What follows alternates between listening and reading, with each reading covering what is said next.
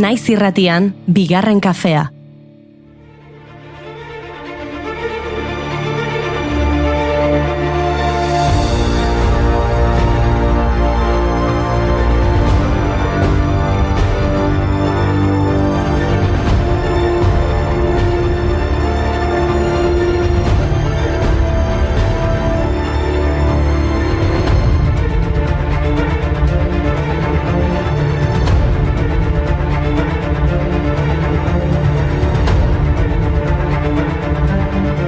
Egunon eta ongi etorri bigarren kafera, hemen ere Euskal Herriko hainbat txokotan bezala, eguneko albisteak Carlos Garaikotxearen eriotza izango da. Atzo zenduzen bihotzekoak jota, 87 urte zituela. Iruñeko Arrotxape auzoan sortu zen 1938ko ekainaren 2. Orendaingo eskolapioen seminarioan eta Iruñan lehen ikasketak eta batxilergoa egin ondoren, Deustuko Unibertsitatean zuzenbidean eta ekonomian lizentziatu zen. 70ko hamarkadan enpresa kudeatzaile jardun zuen eta aldi berean Nafarroako ikastolen mugimenduko partaide izan zen. Garai hartan ikasi zuen euskaraz. 1975ean Nafar buru batzarreko presidente izendatu zuen Eusko Alderdi Jeltzaleak eta 1977an Euskadi buru batzarreko presidente. 1979an Nafarroako parlamentaria hautatu zutenean abokatu lana utzi zuen politikan bete-betean jarduteko eta 1980an Gasteizko gobernuko lehendakari izendatu zuten.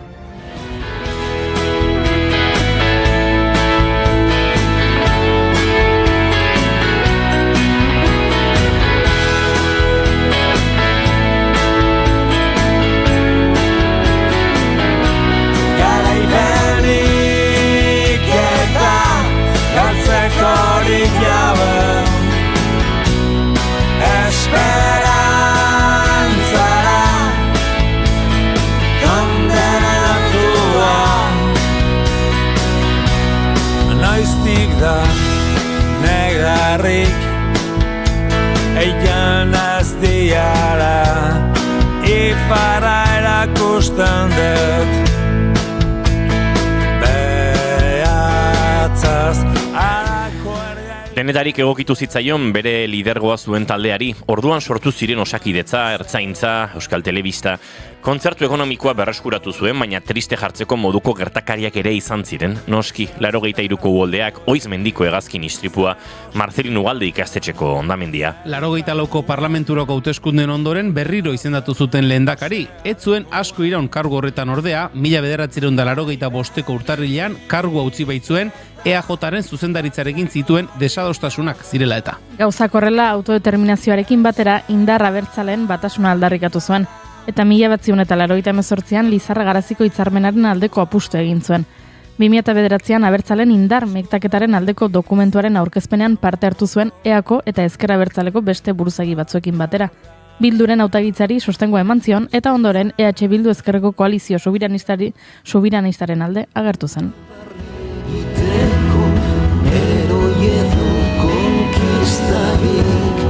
Borondateak elkartzen gaitu herri izan nahiak. Hormak eta resiak ez ditugu maite, elkarrekin bizi nahi dugu soilik. Ez dugu beste inor mendean hartu nahi, etorkizuna hautatu ez besterik. Hormak eta Begira, lotura efemerideekin 2011ko maiatzaren 5ean, hau da gaurko egunez, Bildu koalizioa legeztatu zuen Espainiako Auzitegi Konstituzionalak, hau ulertzeko tentsio politiko handiko testuinguru batean kokatu behar gara. Martxoan, sortu Ezker Abertzaleko alderdiaren legeztatzea blokeatu ostean, Auzitegi Gorenak ez zituen legeztatu EA eta alternatibarekin batera osatutako hauteskunde koalizioaren zerrendak. Eta udal eta foru hauteskundetarako 3 asteren faltan konstituzio epaitegian errekurritu zuten erabakia. Hauteskunde kanpaina abiatzen zen egunean zenbait hiritan mobilizazio jendetxoak egin zituzten legeztatzea exigitzeko. Azkenean gauerdian heldu zen albistea, alderdia legezkoa zen. Hala, 2003an hasitako ilegalizazio fasea amaitu zen.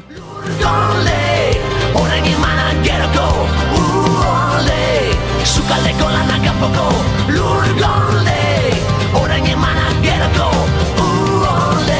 Ibildu berria bilatzen, alia mailatzen, ibildu irria pinatzen. Eta sorrera batetik bestera, 1981ko maiatzaren 5ean UEMA Udalerri Euskaldunen mankomunitatea sortu zuten 19 udalek. Udalerri Euskaldunen mugimendua lehenago hasi zen, baina 1988an Euskal Herrian Euskaraz elkarteak urte hartan udaletan aurkeztu zuen mozio baten inguruan. Mozio hark herri euskaldunetako udalek euskara hutsean lan egitea proposatzen zuen eta Euskal Herriko 32 udalek onartu zuten. Onartutakoa bete nahian astean ordea, udalaiek laster konturatu ziren aurrera egin ahal izateko beraien arteko koordinazioa beharrezkoa izango zutela eta mozioa onartu zuten udaletako batzuk elkartzen hasi ziren. Elkartzen hasi ziren udalaiek udalerri elebakarrak izena hartu zuten, baina elebakarritzarekin nahasmena sor zitekeela iritzita eta herritar guztien hizkuntza eskubideak bermatu nahi zituztela kontuan hartuta, udalerri euskaldunak bihurtu ziren. Euskal Herrian euskara hitz egiterik ez bada, bota dezagun demokrazia zerri askara. Geure harima hiltzen usteko bezain odol galduak ez gara. Hizkuntza gabe saidatzuen nola irtengo naizen plazara. Hurrengo pausua udalerri euskaldunen mankomunitatea sortzea eta estatutuak onartzea izan zen. 1981ko maiatzaren 5ean, Aizarna Zabalen, udalerri euskaldunen eguna antolatzea erabaki zuten. Festa eta aldarrikapena uztartuz, eta UEMA osatu zuten lehen 19 udaletako hautetxiek egun hartan egin zuten UEMaren sorrerako batzarra. Abalzizketa, Izarna Zabal, Altzo, Arbizu, Aulesti, Baliarrain, Endima, Errezi, Letxebarria, Gatika, Ikastegi eta Leaburutxarama, Lizartza, Munitibar, Musika, Nabarniz, Orendain, Urdiain eta Zaldibia izan ziren udalerri horiek. Gauzak horrela, estatutuak onartu ondoren 1982ko apirilean erregistratu zuten mankomunitatea. Denborak aurrera eginala, udal berriak gehitzen joan ziren eta arazo administratiboak eta oztopo juridikoak ere heldu ziren noski. 85ean, Espainiako epaitegi gorenak UEMaren estatutuak ez legezkozat jo zituen eta mankomunitateak estatutuak berritu eta egokitu behar izan zituen. Azparnetik hasi eta tuterara gure ahotsak gertu daude. Udaberrian loreak bezala loratuko gara kalez kale. Ta hitzez hitz, etorkizuna berre. Hizkuntza txiki batetik hizkuntza handi batera, gaur maiatzaren 5 hizkuntza portugesaren mundu eguna da. Portugesa 265 milioi pertsona baino gehiagok hitz egiten dute, eta hego hemisferioko hizkuntza erabiliena da. UNESCOren eta munduko beste erakunde batzuen hizkuntza ofiziala ere bada. Hizkuntzak eta herrialdeak berak, Portugalek, uste baino eragin handiagoa izan dute euskal literatura eta kantagintzan. Hor dugu Jon Arretxeren Fatum liburu adibidez, Lisuako bazterilunak, hilik agertzen den Marisa eta hiltzaiaren bila ekingo dion Mario Barbosa. Eta zer esan Fernando Pessoaren eraginari buruz, modernismoan izan zuen eragin handia zela eta portugaldar literatura Europara zabaldu zuen. Joseba Sarrionandiak poetaren hainbat olerki euskaratu zituen. Uma simples melodia das que se aprendem a viver, mas é tão consoladora a vaga e triste canção que a minha alma já não chora, nem eu tenho coração, sou uma emoção estrangeira, erro de sonho.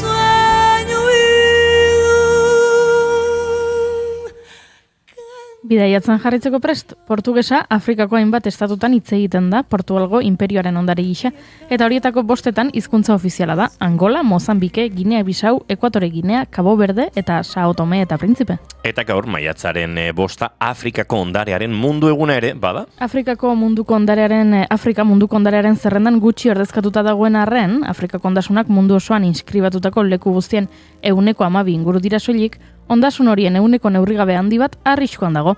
Klima aldaketa, kontrolik gabeko garapena, ezkutuko eiza, istilu zibilak, ezegonkortasuna, mehatxu asko jasaten dituzte. Horregatik, inoiz baino premiazkoagoa da ondare ordezka ezin hori babestea eta zaintzea. Pentsa zeharri bitxi dituen kontinenteak, Victoria Urjaziak, Namibeko desertua edo Aintzinako Kartago.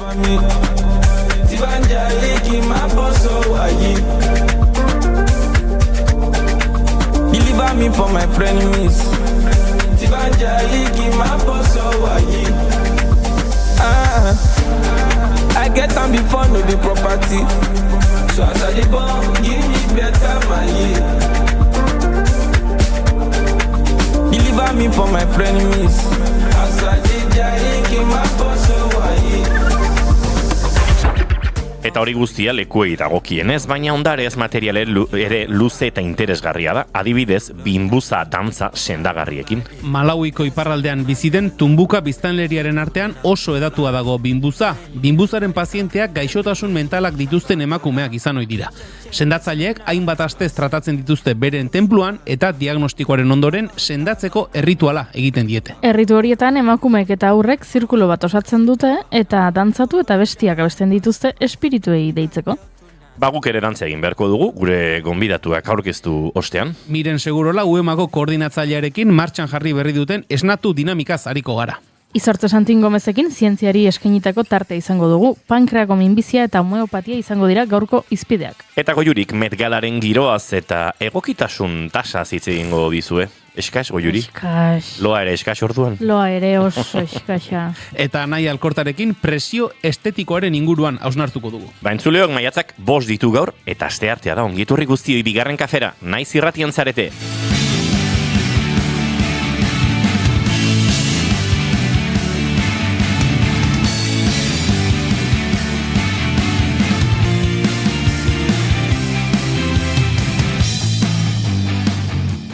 Zuekin entzuleok Julen Goikoetxe Orbegozo, egunon? Eta zuei ere. Eta zuekin Goiuri ez eizarandi, egunon? Egunon. Izketan ari zeizuen hau Inigo Asensio Lurbide gaur bigarren kafeak 1175 garrena du, goizak 10 eta 18 minutu, maiatzak 5 eta gu 3 urrengo 2 orduetan, zuekin bat egiteko asmotan, esandakoa, ongietorri guztioi, bai, bigarren kafean zarete, naiz irratian.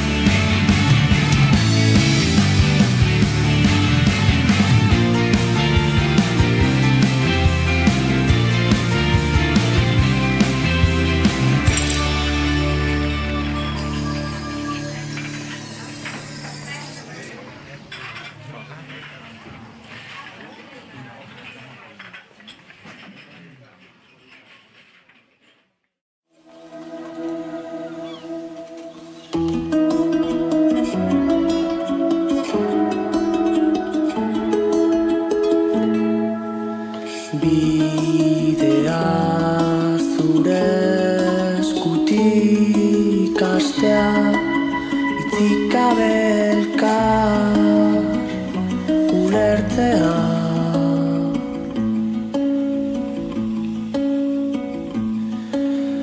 Dena eman digunari nola bueltatu orain favorea.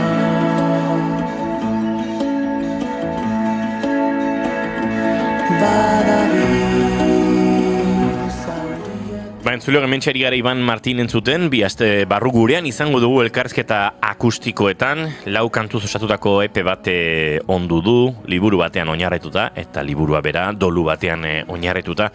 Bueno, gitar jole lekitarrak alaxe aurkeztu du duela gutxi, kantu hau barruan duen, eta izen bera daraman lana zaurietan lore, eta esan da bezala bi aste barru lan honen inguruan gurekin ariko damen elkarrizketa akustikoan, baina, bueno, lehenik eta behin bihar Sarazo Zaiarekin egon behar dugu, eta baita Muganekin datorren astean, eta Mugantarrak zera Normandia giroan datoz Goiuri. Desenbarko giroan. Bai, uste dut hemen saltxea pixka bat izango dugula, baina izu. Pozez hartuko ditugu. Ira, gure txatean ari dira, mentxe, ze ona bulegu urrengo urten martxoan kontzertua. Bai, badakigu gorka. Lekutan dago urrengo urteko martxoa. Hau, Julen, laizter ikusiko batzuk. Jasta. Orain ikusten zaizu ondo, Itzordua. Dantza eskaxa, 21 gaurkoa. Ara bestea. Uri diote hemendik. Nire maite duta da, ze ederra egunero behiak ikustean nire etxetik. Horrean txekorrak korrika eta, Agauza ederra da, izu? Ederra. Txekorrak etxeparean korrika ikustea.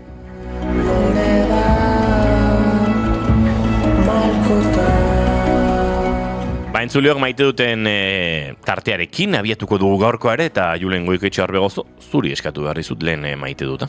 Begira, maite dut ez moduko bat dakart gaurkoan, ez da, ni berez ez naiz horrela besten kontuak gehiegi interesatzen zaizkion hoietakoa, eta ez dut maite omen hitzaren erabilera okerra egiten denean. Ara? Hau da, uste dut gertatu zaigula denoi noiz baitez, norbaitek esaten dizu, alakori ez dakizer gertatu omen zaio. Eta zuk esaten dizu, bai? Ez dakit ezer. Eta bai, eta ra, dana esaten dizu. Zer gertatu zaion, dana. Eta omen ez? Detaile guztia baldin badauzkazu, esan alakori hau gertatu zaio, eta listo. Eta normalean gainaraz ez da izaten, ez dakit nori, zegoen lanpostu baino hobe eskaini diote, eta orain askoz hobeto omen dago. Ez normalean izaten da, ez dakit zer gertatu omen zaio, normalean ez dira kontu honak izaten. Eta amurra handia ematen dit. Edo adarrak jarri omen zizkion. Hori ere izan daiteke. Edo hau edo beste egin zuen. Bai. Ze, hobeto omen dago horren atzean zuk diozun bezala, hor gaiztakiria gutxi dago. Normalean jene, hobeto omen dago baino. Salbu esten zaituela, zuk esan arduretaz. Hori da, eta esaten duzu. Zuk ez dakizun zerbait eta esaten dizu. Horrela aldata. Bai, eta xetasun guztia, botatzen dizkizu. Eta ustezko hiltzaia esate bezala, ustezko lapurra, ez? Omen esaten duzu, eta orduan gero gezurra balin bada, nik ez nuen ziurtatu. Eta bi gauza horiek ez ditu maite, bat askotan interesatzen zaizkidan gauzak jakitea, besteen kontuak direnean batez ere, beste pertsona batzuen kontuak, eta gero omen horrek askotan amurra handia eragiten dit. Zeuna. Haze zortea daukazun neska izan oida titularra. Zure mutilak jadanik ez du deklinatzen singularra. Dena utzita bilakatu da aita espektakularra. Bueno, hementxe ari gara, aita espektakularra, Mikel Marquezek, Maialen Arzaiuz eta Xabier, esango dut, Xabierren izena joan zait. Xabier Sukiarekin batera kantatzen duen abesti hau. Gezurrari zor diskotik, eta oker espanaiz, Ane Labakaren hitzekin, ezta? Hor, uste dute, aplikazio hauetan hitzak ere ageriago behar luketela, hitzek. Ez zula jartzen nork idatzi duen. Bai, ez dakit bila jarrizkelu igual nunbait agertuko da, baina justu diskonetan, ez? Gezurrari zor diskoan nork idatzi duen hitz bakoitza ere horrek badu bere garrantzia, eta Mikel Marquezek azaldu zigun hemen, ez? Norberari bakoitzari eskatu ziola pixka bat jakitun, ez? Hortik tiraka gustora hariko zela, eta oso kantu berezia iruditzen zait, hola, ziztada puntu horrekin, eta Ane Labakaren hitzekin. Denbora ateratzen du komunera joateko. Baita denbora ateratzen du komunera joateko.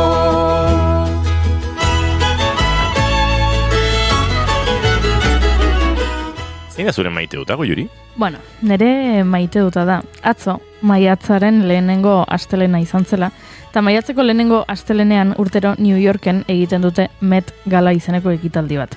New Yorkeko Metropolitan Museoan galaren helburua da dirubilketa egitea museoko Kostum Instituteko erakusketarako, ez? Erakusketa gehiago egiteko eta piezak zarberritzeko eta horrelako kontuak. Baina ja bihurtu da horrela ekitaldi pop kulturan oso garrantzitsua den ekitaldi bat. Julen eta biok dakigu honen berri. Odaukagunen berri, bete esan da? Berri daukagula zeta asko xamarri izango da, ez? Julen, zerbait entzun dugula Met Galari buruz, gidoian irakurri dugulako. Euskal herritarren bataz bestekoaren gainetik gaude, eh? Gaur Met Galarekin omen dute, eh? Omen dute. Ta kontua da, niri asko gustatzen zaidala, pijaman nagoela, ilea horrela, ez dakit, moño batean jarrita, nire etxeko sofan eserita, New Yorken jantzi dituzten arropak kritikatzea. Nire etxeko sofatik, bat ere apaindu gabe, baina kritika egitea, ara joan diren pertsona guztiei, esan ez, ze itxusia den hau, edo ze gaizki hau, edo ze beste. Eta nik aldarrikatu nahi dut, kritika horretarako eskubida.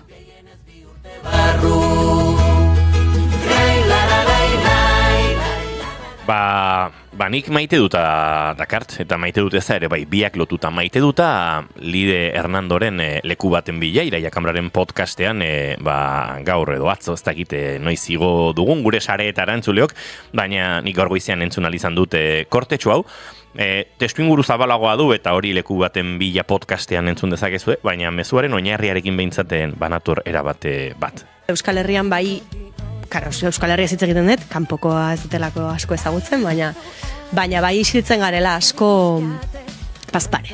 Isiltzen gara bazpare eta batzuetan esan behar diren gauzak garrantzitsuak dira. Garrantzitsuak izaten jarraitzen dute. Eta jeita eta jeitismoaren eta kantzelazioaren guzti hau dagorren bogan askotan isiltzen gerala beldurrez. Eta gauza batzuk esan behar dira. Lehen esaten zirenak eta orain agian ez dira horremeste esaten. Euskal Herrian bai...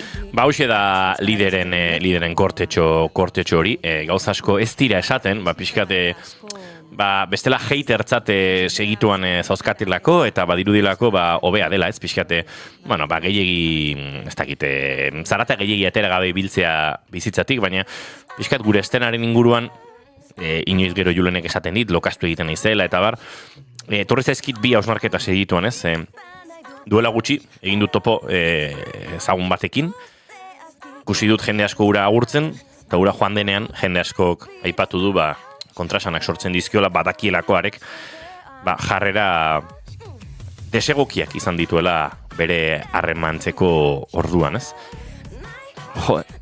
Pentsatu nuen ederki gaudez, askotan eta ulertzen dudan arrakala bat dago, ni neure arrakala horretan nagoelako, hau ez da atalaiatik egiten dudan kritika bat, gure diskurso teorikoa eta gure jardun praktikoaren artean, ez? Badakigu, hori gaizki dagoela, teorian aipatuko dugu beti, zer den zaintza eta zer denez, eta zer den erasoa eta zer denez, baina gero ez daukagu gaitasunik, ez dakite, korapilo sanitarioiek edo nolabait gauzatzeko, ez? Eta estena barruan gertatzen diren gauza horiek identifikatzeko eta elkarbanatzeko. Eta isilik geratzearen joera horretan ere, eta Lide Hernandok zabaldu duen meloitxo hori leku eginez, duela egon batzuk lagun musikari batek egon nintzen, laguna eta estimatzen dudan musikaria, eta euskal proiektu sendo batean ari da jotzen. Eta esan zidan, Sevillako fantzonean jotzekoak zirela, Realaren kopa finaleko fantzone ditxosozko hartan, baina aurrekontuari ezetz esan zietela, ez diru asko zela, eta beste bide batzuk jorratuko zituztela, eta hauek, ados, ez du, gure prezio da, eta, ezin bada, ezin da ez. Txin, ez dut lertu, diru asko zela izainak esan zuen? Antolatzaiek, ez dakit zehazki, reala den azken erabaki hori hartzen ari zena, subkontratatuta zegoen, badakit hasiera batean, Euskal Management enpresa handi batek kudeatu bartzuela hori, gerora, kudeaketa hori bertan bera utzi eta beste kudeaketa bat egon zela. Kontua da euskal talde bati bere katxeagatik ez esan ziotela, eta gero besteen bat euskal taldeek, eta hau aipatu nuen, eta enuke temati izan nahi, baina uste dut, lideren hitzoiek eman didatela nolabait zilegitasuna edo gogoa behintzate, honi berri zeltzeko, ez? Sevillako fanzonean 4 zentimo truke eta pixu patera batean hainbat talde egon ziren, 4 zentimoren truke, gerora udaletxeetan, eta baita gaztetxeetan, eta baita euskal mugimenduetan eskatuko luketen diruaren azpitik, den esaten hasita. Udaletxei dagokienez oso azpitik. Eta uste dut, hasi behar dugula, norberak nahi duena egin dezakeen mito hori ere erauzten, ez? Ze, bai, zu joan zaitezke, 600 euroren truke kontzertu bat eskintzera Sevillaraino, zure talde guztiarekin. Zure aukera da noski. Zure aukera horrek estena bera kaltetu ere egiten du. Badagoelako beste euskal talde bat, zeinaren katxeari ezezkoa esan dioten. Eta uste dut, hau, beste arlo batzuetara eramango bagenu, kulturaren inguruan daukagun gauzak isiltzeko eta Lidek aipatzen duen hori, nolabait nere egin eta akaso berak nolabait referentzia egin nahi ez dizkien esparruetara eramanda, asko egiten dugula, ez? Eta, mine eman zidan, jakiteak euskal talde batzuk ez direla Sevillan egon, euren prezioa, ziurrenik prezioaren azpitik ere euskalo, jotzeko prest egonda, egon direlako beste batzuk, edo ondoren sortu delako alternatiba bat, 4 zentimoren truke Sevillan jotzera joateko. Eta militantzia izan daitezke gauza asko, hau lehenago ere esan da daukat saio honetan, baina futbolak ezin du militantzia izan. Uste dut hemen denok ados gaudela, eta ez pagaude ados arazo bat daukagula. Militantziak ulertzerako orduan. Eta norbaitek pentsatuko luke, bakoitzak bere militantziak. Ez barkatu. Futbol final batera jotzea 4 zentimoren trukek ezin du militantzia izan. Horrek ezin du inoiz militantzia izan. Eta bestela militantziaren oinarri teorikoetara jo beharko genuke. Beraz, nire gaurko maite duteza hori, pixkat, pena eta serre puntu bat ere ematen didala. Eta berriro diot, han egon zirenek sentituko dute aukera paregabea zutela, euren musika jende askok ikusteko, eta hau eta beste. Garbi dago. Baina, akaso dendenak beti ez du balio, eta akaso honek erakutsi behar digu etorkizunean gauza batzuk ezin direla egin, eszenaren, gogoaren eta guztiaren izenean.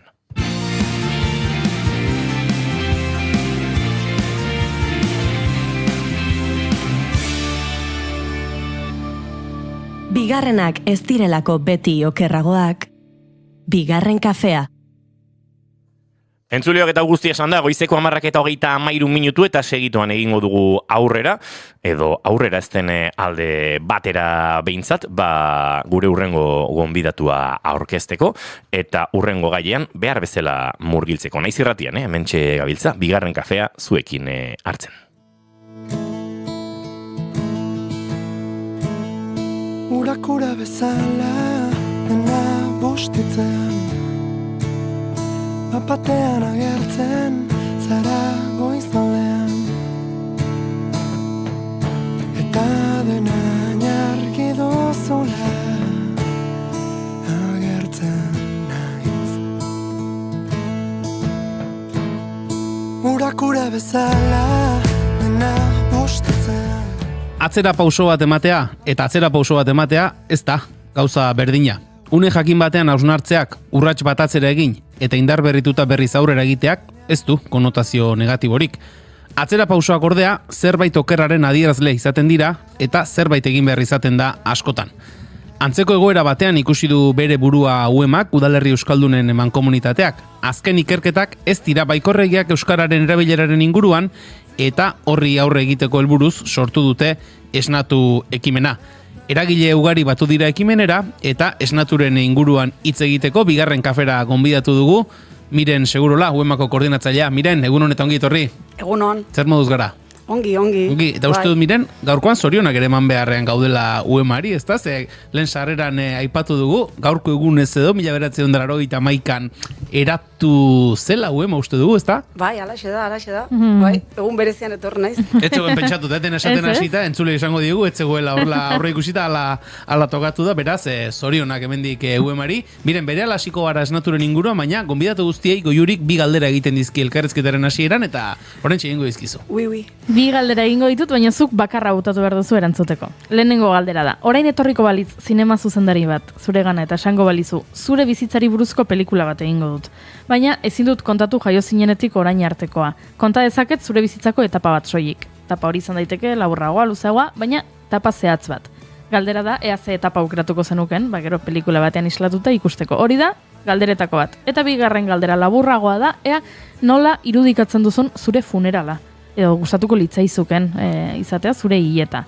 Beraz, esan bezala, bi galdera horiek, pelikula edo hileta eta zuk aukeratu zein erantzun. Ni pelikula zalantzarik gabe.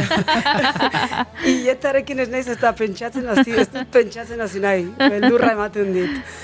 Eta, zati bat aukeratzekotan, agian unibertsitatean Bilbon bizi izan nintzen urteak aukeratuko nituzke, urte eroak izan zirelako, oso ongi pasa genuelako, euskarari lotuta, euskara eraman genuelako, Bilbora, Algortara, eta bueno, etapa hori aukeratuko nuke bai, zalantzari gabe.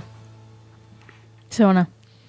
Bueno, Pentsa, mugantarrak ere isildu dira, garbi zutelako hortxe zegoela, izu erantzunarekin geratzen gara, eta funerala beste norbaitek erantzungo du beste batean Julen. Miren, aipatu dugu esnatu dinamika, jarri berri duela martxan UEMak, sarreran aipatu dugu atzera pausoak, horrelako zerbait egiten denean zerbait somatzen dela, atzera egiten ari denaren zerbait, antzeko testu ingurua somatu du UEMak esnatu dinamika martxan jarri behar izateko?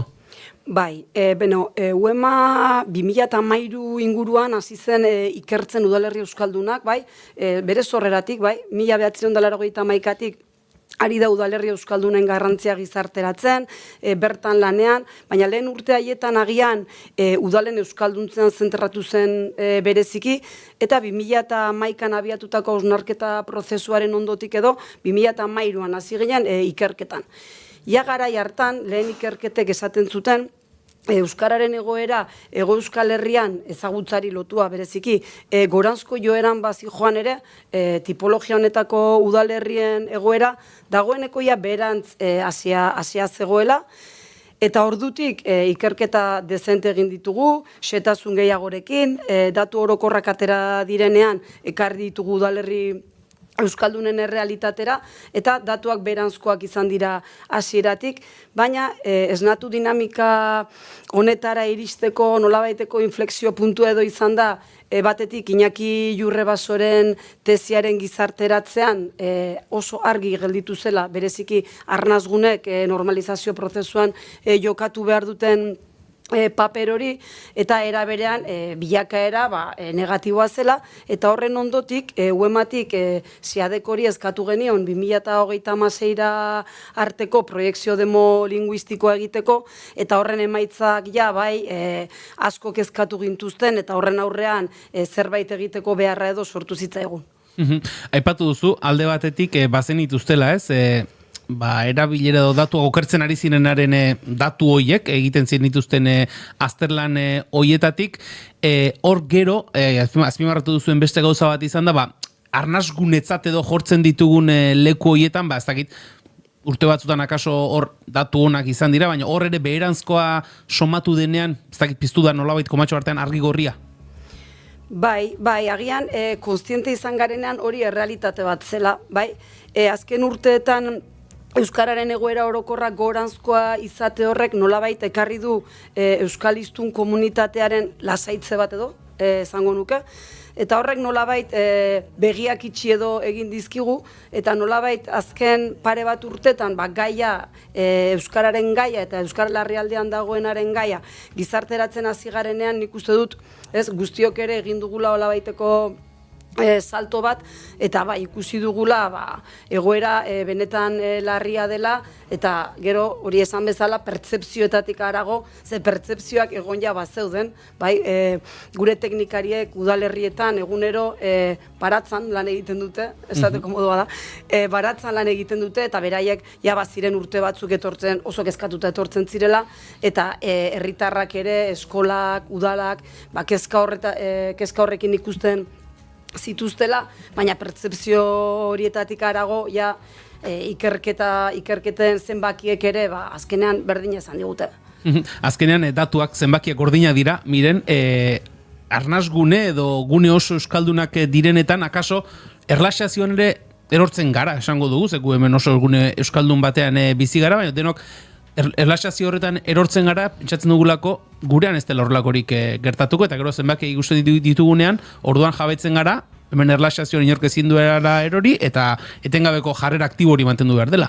Bai, alaxe da, baina esan bezala, erlaxazio hori edo gure pertzepzio hori, azken, esango nuke pare bat 3 urtetan aldatzen ari dela, eta lehen esan bezala, eta askotan kontatzen dut adibide hau, UEMak badu edatu izaneko hezkuntza proiektu bat, eta horrekin martxan hasi ginenean, pilo bat kostatzen zitzaigun eskoletara joan, eta eskolan proiektu hori martxan jartzea, izan ere esaten ziguten, beraiek bazituztela beste erabateko proiektuak ere, askotan zaila egiten zitzaiela beraien egunerokoan hori txertatzea, baina gaur da eguna eskoletatik deitu egiten digute.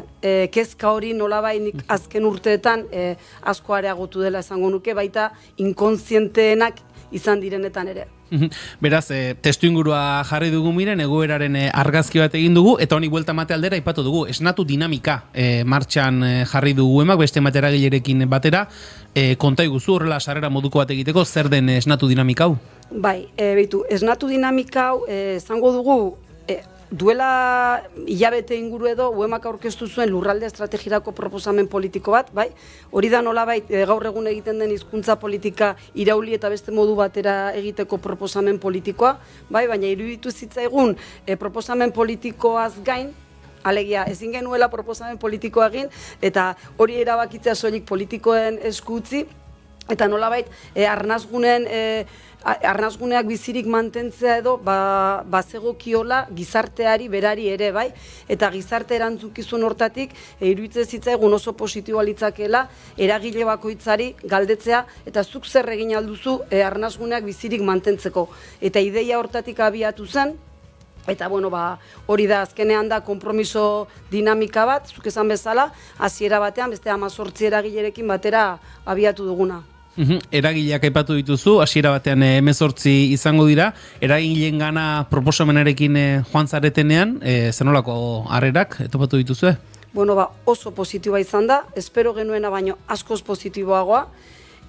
Bereziki hasiera batean, nola dinamika hau gero herrietara jetxi nahi dugun, nolabait nahi genuelako komunikazio ez soilik komunikazio kanpaina, baina apurtxo bat komunikazio kanpaina batera edo bideratzea, eta jaso dugun harrera izan da, benetan eragilek hausnarketa bat egiteko urratsa egin dutela, hasi direla pentsatzen benetan zer konpromiso hartu aldituzten, eta bueno, teorikoki dinamika azaroan amaituko bada ere, atera zaizkigu aukerak eragile horietako batzuekin proiektu komunak martxan jartzeko 2027tik aurrera.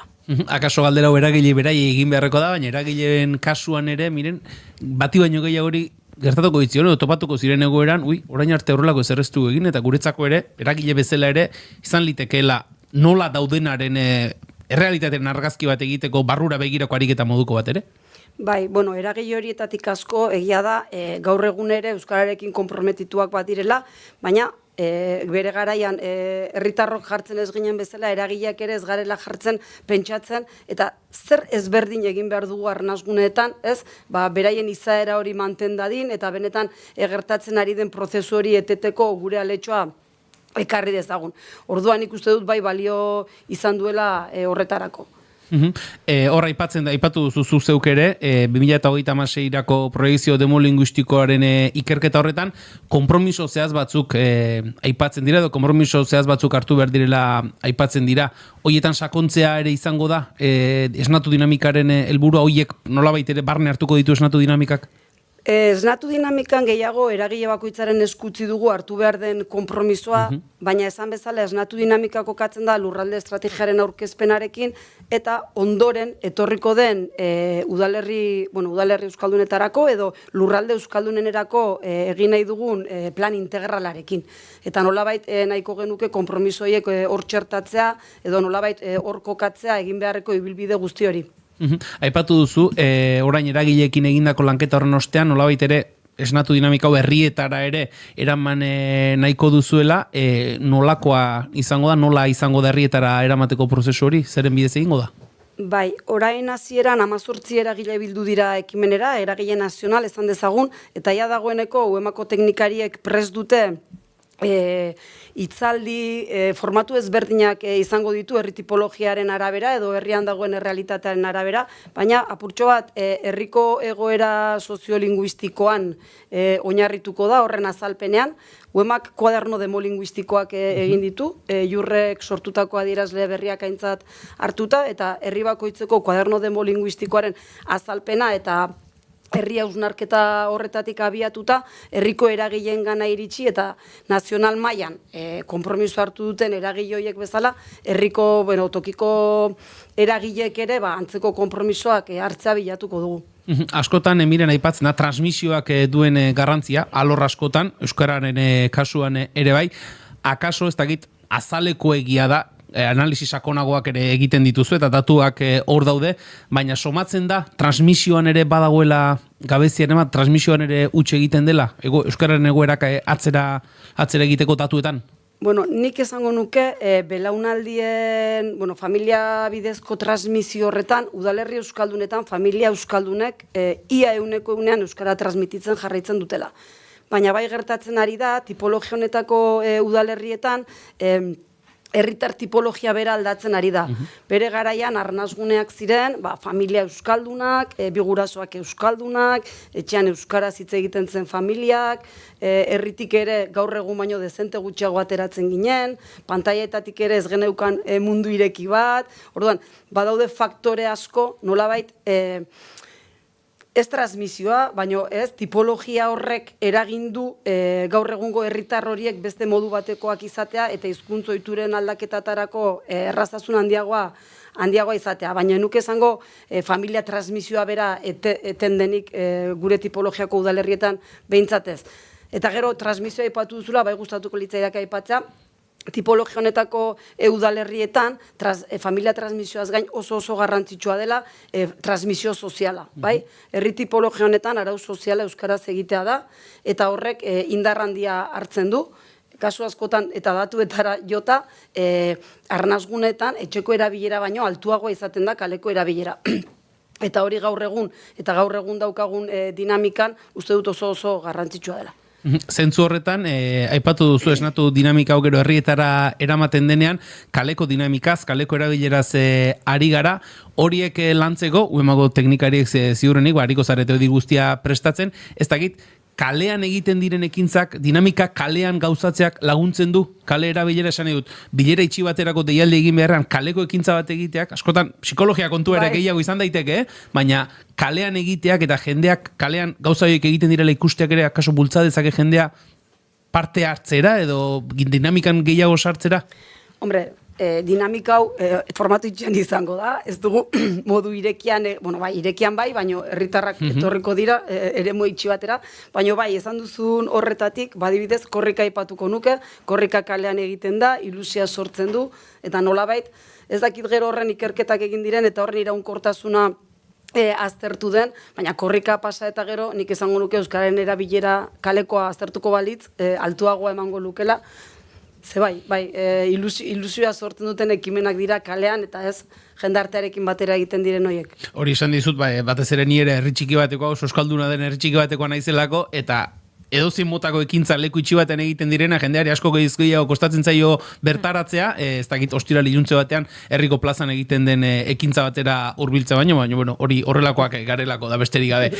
Miren, eragileak aipatu dituzu, hasiera batean 18 aipatu duzu bat egin dutela, pentsatzen dut pusika hori puzten joango dela, eragileek ekimenarekin bat egin nahi badute, ze bide jarraitu behar dituzte? UEMarekin harremanetan jartzea, webgune bat ere sortu dugu horretarako, UEMaren webgunearen barruan esnatu izeneko atala, eta horren bidez bere kabuz egin dezakete, baina berariaz guk herrietan sortzen egiten ditugun hitzaldi horien bidezero sustatuko dugu eragile jakinen gana joatea, eta maila nazionalean ere egia da aurkezpena egin eta berehala deitu zigutela bost batek edo esatena, eta gu zergatik ez gaude hor. Eta ez lasai, egongo da denbora, baina hasieran bai irudikatu nahi izan genuen askotariko eragileak, ez soilik agian beti euskalgintzari lotu izan zaizkion horiek, baizik baita lan mundukoak, kirolarlokoak, ez, izango zituen dinamika bat, eta hori zabaltzeko, deitu digute esan bezala, bat baino gehiagok, Eta, bueno, hoien gana ere, saiatuko gara guztien gana iristen, baina, bueno, norbaiten gana iritsi gabe geldituko bagina eta egiteko preste egongo balitz, eskuzabalik hartuko genuke, hori, uemara deituta edo esnatu bekunearen bidez aukera izango du. Beraz, bideak hortxe daude, irekita. Lehen aipatu duzu, miren, eta interesgarria egin zait, eragileekin egiten diren lanketa hoietan, edo eragile beraiek egiten dituzten lanketa hoietatik, lan hildo berriak edo nondijo hildo berriak atera daitezkela, esan duzu, azaror arte bintzat esnaturekin barkatu hariko zaretela, aurrera begira, jasotzen duzuen, eragiletatik jasotzen dituzuen hildo hiek ere izan ditezke, lan hildo modura uemak hartu ditzaken bideak, hortik gauza interesgarriak atera daitezke? Bai, esperantza hori dugu, egia da bildugaren eragile askorekin, uemak inoiz bilera bat egin gabe zuen, eta nolabait euskararen inguruan denok bizi dugun errealitatea aintzat hartzea edo ez, konpartitzea elkarrekin, oso berezia izan dela eta konturatu garela beste batzuk ere ari direla saiakeran bere alor horretan, eta beraz aurrera begira lan egiteko dinamikak, hasieran aipatu dizut, aukerak egongo direla ateratzeko. Dena dela, hor ateratzen diren dinamika horiek, 2027an martxan jarriko dugun plan integralaren barruan sartu nahiko genituzke, plan integral hori ere plan batez haratago, nolabait aurrera egingo duen plan bat izango dela bermatzeko urratz gisa. Amaitu horretik galdera bat ere egin behar dizu, esan dugu, gaur 35. urte muga ospatzen duela, ez dakit ofizialki data gero dantzan ibiltzen dira, baina bueno, ze osasunekin dabil, uema 35 urte bete dituen honetan? Ondo. Nik ongi esango nuke, euskara bera baino hobe, nolabait indartuta ikusten dut nik, gero eta handiago, 120 udal biltzen ditugu gaur egun, 121 izango gara maiatzeko batzar nagusiaren ondotik, eta agintaldia amaitu horretik besteren bat edo sartzeko aukerarekin, indartsu, lantaldea ere indartsu dago, gogotsu daude teknikariak, lan pilo bat egiten ari gara, eta bueno, ekonomikoki hobeto egon gintezke, baina oroar animikoki eta indarraldetik nik izango nuke osasuntxu dagoela. Bueno, gaur egun mundua dagoen bezala ikusita, ez da gutxi. Esan dagoa, esnatu ekimena zeharitu gara, esnatu dinamikaz, miren segurola, uemako koordinatzailearekin, miren, uste dut bigarren kafe baterako ere, esnatuk uzten dituen ondorien inguruan hitz egiteko gonbidapena luzatuko dizugula, eskerrik asko, gaurkoan hurbildu eta esnaturen inguruko azaltzeagatik. Bale, eskerrik asko zuei. Arrainilak bagin aldoratu ordez, ura zalaratzen gara. Goratzaitxiko gaituen. Entzuleok, miren segurola agurtu berri dugu, uemako koordinatzailea, baina goizeko 11:00 7 minutu falta diren honetan, bagoaz bixi-bixi gure urrengo gonbidatua aurkeztera, eta horretarako, Bilbo ingurura egin behar dugu salto segituan.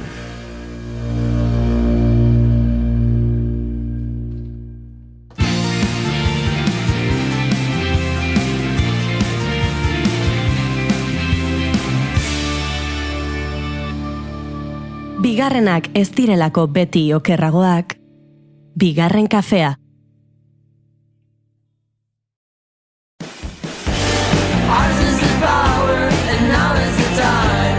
This is the hour, the power of time. Ours is the power, and now is the time. This is the hour, the power of time. Light as a feather, stiff as a board.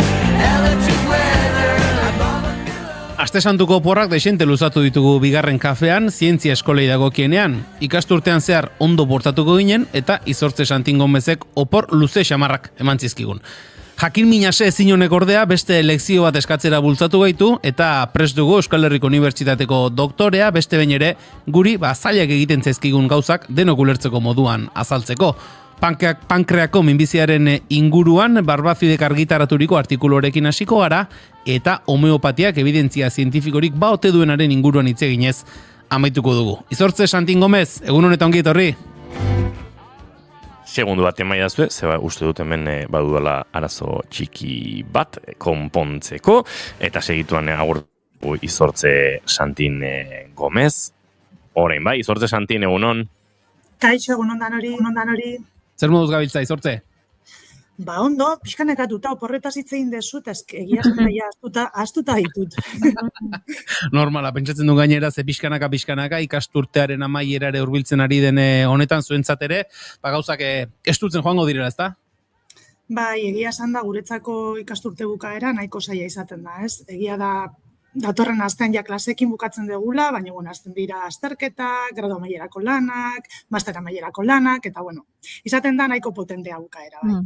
Bueno, animo, animoz, iritsiko dira, ditxosozko eta indesiatuak diren urrengo udako oporroiek. Izortze, aipatu dugu, pankreako minbiziaren inguruan hitzeginez hasiko garela, eta uste dut, salseo apur batekin, ez? Kulebroi moduko batekin hasiko garela, ze aipatu dugu, Barbazide ikertzailearen azken kontu horretaz hariko garela, Estatu Batuetako Zientzia Akademiak atzera bota du pankreako minbiziari buruzko Barbaziden artikulua, interes gatazkak argudiatu dituzte, ezta? Bai, hori da. Justo porrak baino lehen hitz egin genuen lan honi buruz, bai, Barbazik eta bere taldeak publikatu zuten artikulu bat, Penas aldizkarian, non pankreako minbizirako tratamendu bat proposatzen zuten, 3 farmako ezberdinen konbinaketa, eta, xaguetan nahiko emaitza honak lortu zituzten, ez? Eta hor, zurrunbilo pila bat sortu zen, prentzaurreko bat eman zuelako, eta, diru eskibilizalako, ez, entxegu klinikotarako, eta bar. Kontua da, Penas aldizkaria Estatu Batuetako Zientzia Akademiaren aldizkaria dela, bai? Eta, edo zein aldizkari zientifikotan, edo zein autorek, edo zein ikertzaiek artikulua bidaltzen duenean, lana bidaltzen duenean, egin behar du interes gatazkan aitorpena, ez? Enpresa batean lan egiten baldin baduzu, edo interes berezi baldin baduzu finantziazioarekin, edo finantziarekin erlazionaturikoa, beti deklaratu egin behar da. Kontua da, kasu honetan Barbazik eta bere taldeak lana bidali zutela, eta ez zutela gatazka interesa deklaratu, eta bera eta beste 2 autorek daukate enpresa bat, Vega Oncotargets deitzen denekua, eta hain zuzen ere Vega Oncotargets enpresa honetan egiten dutena da tratamendu kombinatu hori, tratamendu hirukoizar horren inguruko ikerketak eta terapiak ekoiztu, ez? Orduan, hori argudiatuta, Estatu Batuetako Zientzia Akademiak erabaki du artikulua atzera botatzea. Bai? Ez dauka zer ikusirik datu zientifikoekin, hori ere onartu egin behar da, baizik eta, hori, interes gatazka hori deklaratu ez izana da arrazoi nagusia. Hor, Izortze esan genezake, ez dakit, horrelako notiziek edo interes gatazkau ez deklaratu izanak edo atzera botatzea eragindu, artikulu atzera botatzea eragindu, ikuspuntu zientifikotik honek kalterik eragiten dio, esan edut, balizko ikerketa horrik kalterik eragiten dio, esan edut, jendeak esango du, atzera bota dute, sinesgarritasunaren aldetik kaltetzen du honek ikerketa hori? Nik esango nuke, baietz, ez? Gero jendearekin hitz egin beharko genuke, beraien pertzepzioa zein den jakiteko, ez? Baina ni ikertzaile bezala, egia esan behar dizut, niri zait gustatzen horrelakoak ikustea, sinesgarritasuna, pixka kolokan jartzen duelako, ez? Zuk interes batzuk dituzu, ez du esan nahi ezin duzunik enpresa bat eduki, baina interes horiek deklaratu behar dituzu, ez? Berez aldizkariak esaten duena izuzen ere hori da, ez? Gainera hemen egonda beste gauza bat, kontua da Barbazik badela akademia horretako kide, ez? Akademia horretako kideek artikulu bat bidaltzen dutenean Penas aldizkarira ez dute zertan bide normala jarraitu behar, bai? Bide normalan egoten dira errebizio batzuk oso zorrotzak izaten direna. Kasunetan, esan dezakegu, bidea pixkat errezagoa dela, ez? Eta orduan, akademiak esaten duena da, pixkat aprobetsatu dela horretaz ere, ez? Kide izanik aprobetsatu du, errebizioak eta hain zorrotzak ez diela, eta hori nolabait, nolabaiteko efektua eduki dezakeela, bere sinesgarritasunean. Barbazik eta taldeak esan dute, berez ez dutela nahita egin, ahaztu egin zitzaiela, sinistuko dugu, ez? Baina kuriosoa hainbestelako esperientzia dakan ikertzaile batek ez jakitea horrelako gauzak deklaratu behar diela. Orduan, hor nik zalantzetan nago berak emandako aitzakiaren inguruan, ez? Izortze. Berez beraiek artikula berriro bidali dute, por cierto. Bide normaletik orain tratatuko dute eta revisio zorrotzagoa pairatuko ditu. Nik izortze galderat egin barizut pixkat arlo zientifikotik atera daitekeena, baina duela hilabete gutxi barbaziden pankrea ikerketarako diru kopuru bat behartzela eta egon zen kanpaina mediatiko bat sareetan eta orokorran edabideetan eskuin espainiarrak, ez dut esango eskuin muturrak, ze, bueno, eskuin muturraren pixka bat alboan dagoen beste eskuinaren aldetik ere bazegoen kanpaina hori. Bada barbazit kulebro hitza aipatu duzuzuk, nolabait ikerketan munduan politikoki edo bere praktiketan zalantzan jartzen den figura bat? Bueno, esan dezakagu, eztabaida sortzen duen pertsona bat dela, ez? Leku guztietatik, beti implikatuta dago zerbaitetan, zenion ere arazoak egon dira bertan dagoen gerentziarekin, berare hor sartu da. Orduan, polemikaren erdigunean egotea, ez dakit gustatzen zaion, baina egoten da. Baina badago. Bai? Badago, hori da. Orduan, oso ikertzaile ona dela, ez dauka zalantzarik, ez? Bere ibilbidea hor dago, oso produzio zientifiko ona dauka, eta oso aurkikuntza garrantzitsuak egin ditu, ez? Baina niri pertsonalki adibidez ez zait gustatu berak jarraitu duen estrategia bere ikerketarako dirua lortzeko. Bai? Ados gaude, ikerketara bideratzen diren finantziazio publikoa ez dela nahikoa. Horretan, ados gaude danak, ez?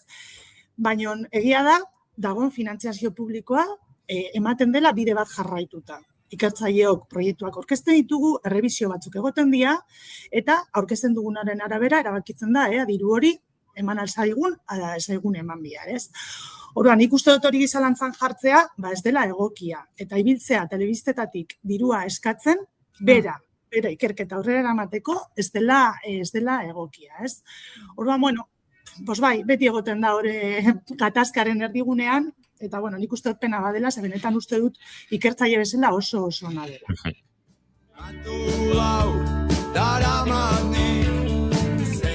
Irabagoizen omegak eta 2 minutu ditugu eta salto egingo dugu azken ordukoaren bila, gure Bilboko estudiotara, eta segituan jarraituko dugu Izortze Santin Gomezekin, baina Zaloa Badiola lankidea dagoeneko prest dugu. Zaloa, egunon?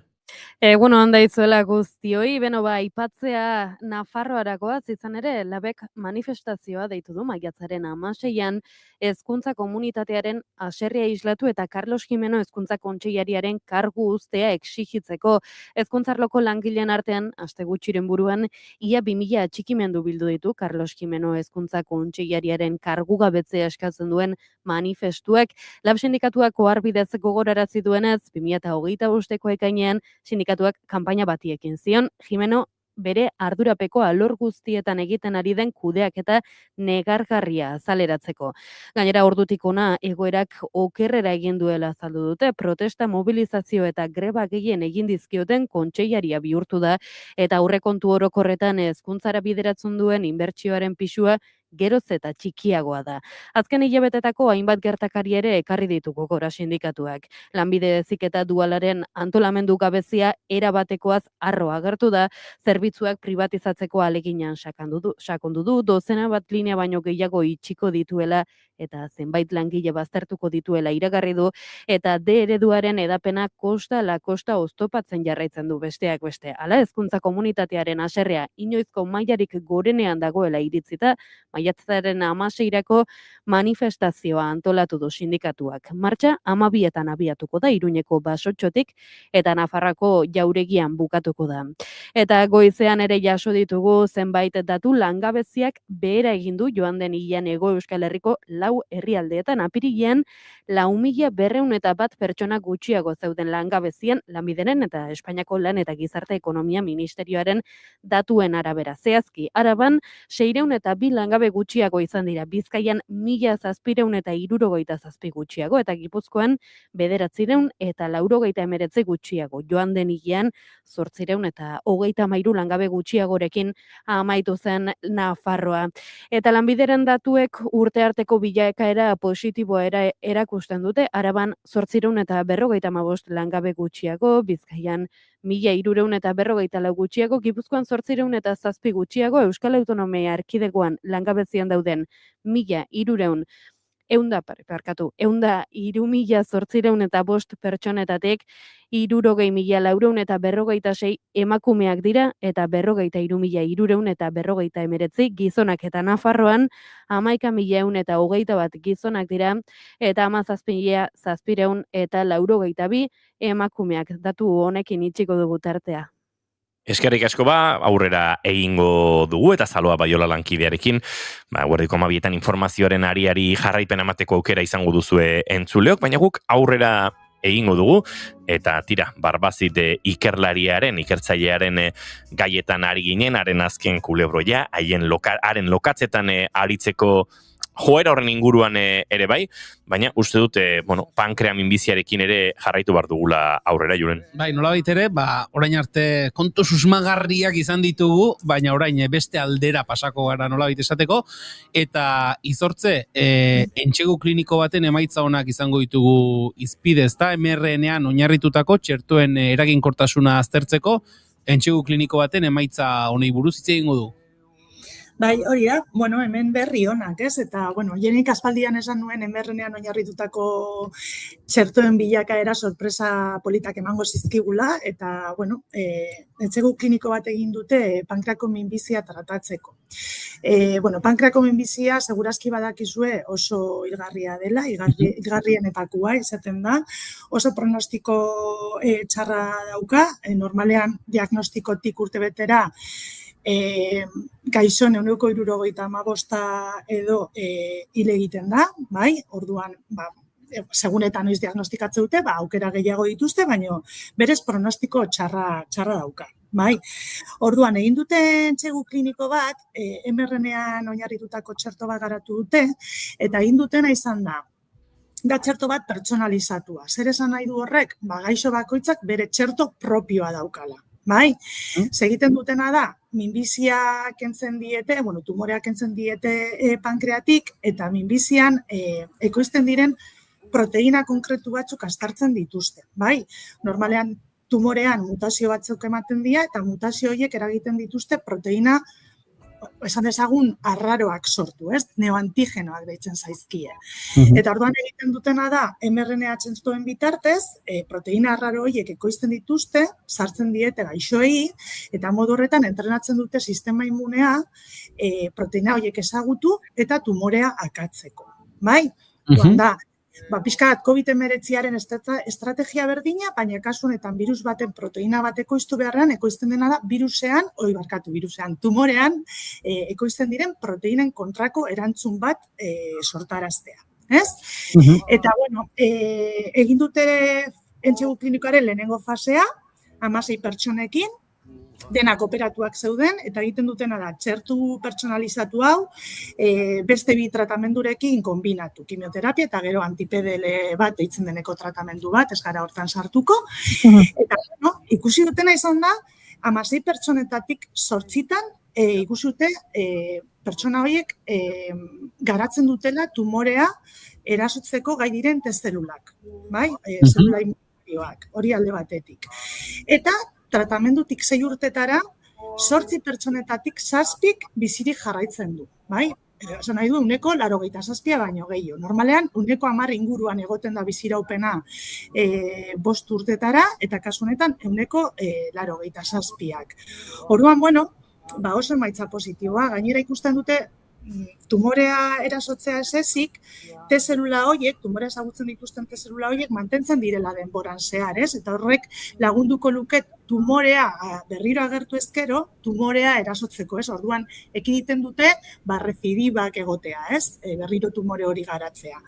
Orduan, orain bigarren faserako prestatzen ari dira, maila internazionalean egin nahi dutena, eta, emaitzak oso esperantzagarriak egia esan.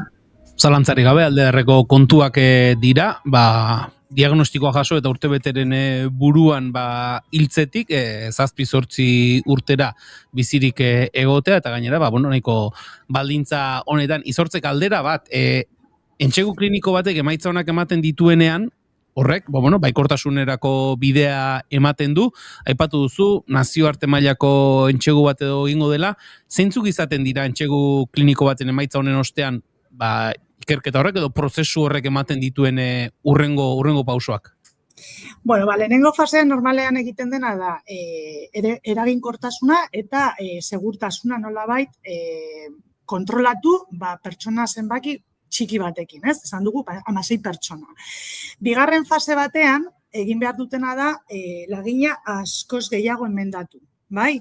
Orduan, kasu honetan horregatik da nazioarte mailakoa, hain zuzen ere, behar dituztelako gaixo gehiago, eta orduan hor ja, esan dezagun, heterogeneoagoa den lagin bat lortzen dela, ez? Emakume, gizon, adin, bai, ezberdinetakoak, eta hor, askoz gehiago finkatzen dute prozesuaren eraginkortasuna eta segurtasuna, ez? Orduan, behin bigarren fase hori pasa dela, normalean, ja ezagutzen duzuen bezala, agentzia ezberdinetan aztertzen dituzten datuak, eta hortik pasa daitezke hirugarren fase batera, gehiago komerzializatzea eta ikusteko benetan posible den minbizi hori tratatzea txerto hauen bitartez. Egia esan da, datuak oso onak dira, lehenengo fasean lortutakoak, bigarren fasean konfirmatuko balira, bale batetik emaitza ona ditu, baina bestaretik daukagu teknologia bat manipulatzeko oso erreza dena, ez? Esan dizuet, azkenean dela pertsonalizatua. Eta mRNA txertoek ematen diguten aukera da zuzen ere, oso errez manipulatu daitezkela txerto horiek, benetan terapia pertsonalizatuak egiteko. Orduan, bide honetik dijoaztela uste dut, finantziazioa beharko dute, beti bezala, baina, uste dut, bide honetik doazela eta benetan mRNAan oinarritutako txertoak ez bakarri minbiziekin, bestelako gaixotasunekin aukera asko zabalduko dizkigutela. Ea ba, bigarren fase horrela, egin zabalago horrek ere, emaitza hon hauek berresten dituen, eta kaso, fidagarritasun edo emaitza hon horiek erakarri dezakete, hemen askotan edo hainbestetan aipatzen ditugun finantziazio bide horiek ere, ikerketa honetara edo prozesu honetara erakartzea. Izortze, hirugarren eta azken gai bat ere badaukagu, orain arte pankreako minbiziaren inguruan aritu gara, kasu honetan, homeopatiari buruz hitz egin behar dugu, edo, beste modu batera esan da, Espainiako sendagaien agentziak berretsi du homeopatiak ez duela evidentzia zientifikorik. Bai, hala da, kuriosoa da, daramatzagu ja urte pila bat tertulia hauek egiten, eta sekulan uste dut ez dugula hitz egin homeopatiaz, ez? Eta bada tema bat nik uste dut garrantzitsua dela, eta hemen bai egin behar dela pedagogia zientifikoa, oso zabalduta dago homeopatia funtzionatzen duela, bai? Eta, da tema bat, gai bat polemikoa, ez? Jendeak esaten dugu, eske naturala da, eta naturala diren gauzak zientifikoek ez duzue erabili nahi. Ez da hori kontua, ez? Kontua da, ez dagoela evidentzia zientifikorik homeopatiaren eraginkortasuna frogatzen dutenak, ez? Eta orain, sendagaien Espainiako agentziak egin du ikerketa bat, egin du analisi bibliografiko bat, hartu ditu homeopatian aztertzen dien lan pila bat, 74 lan, 2009-tik publikatutakoak, eta hor argita garbi ikusi dute homeopatiaren efektua placeboaren berdina dela, bai? Orduan, nire lerroburua izango litzateke, homeopatia funtzionatzen du? Bai, placebo ez dela, hori izango litzateke titularra, ez? Hor ikusten dute, kalitate metodologiko eskasa erabiltzen dituztela normalean homeopatia aztertzen dituzten ikerketek, lagin oso txikia erabiltzen dituztela, jarraipen epe oso laburrak erabiltzen dituztela, eta gainera aleatorizazioa, hau da, nori eman eta nori ez oso modu kaskarrean egiten dutela eta alborapenak egoten diela, ez? Eta horregatik, emaitzak ez dira egokiak izaten. Gero entsegu kliniko zorrotzagoak egiten dituztenean, ikusten dute benetan homeopatiak ez duela funtzionatzen eta placeboaren mailean jarri daitekela, ez? Orduan, zein da Espainiako Osasun Ministeritzak zabaldu duen mezua? Homeopatiak ez duela funtzionatzen eta osasunerako txarra izan daitekela, bi arrazoiengatik. Bat, ikusi delako batzutan dosiak ez direnan kontrolatzen, toksikotasuna eragin dezakeela, eta hori kaltegarria da osasunarentzat, Baina askoz garrantzitsuagoa den arrazoia. Jende askok tratamendu mediko, boazen esatera tradizionalak usten ditula, homeopatiangatik, eta hori bai, kriston kaltea eragin dezakela beraien osasuenean, batez ere gaixotasun larri eta akutuak dituztenean, ez? Hortxe daude, datuak, esan bezala, sendagaien Espainiako agentziak berretsi duela, eta zuk esan duzun lerroburu hori ere, homeopatia funtzionatzen du, kaso baina placebo bezala. Kaso egunen batean homeopatiaren inguruan ere, sakonago eta datu da oinarri gehiagorekin aritu gaitezke, baina izortze gaurkoan denborak ere onaino eman digu, eskerrik asko gaurkoan ere gurekin izatagatik, eta ikasturte amaiera estu honetan, kurtso amaitu horretik, oraindik ere beste saio beren baterako itzordua jartzen dugun. Eskerrik asko izortze. Eskerrik asko zuei, zaindu agur. Berdin agur.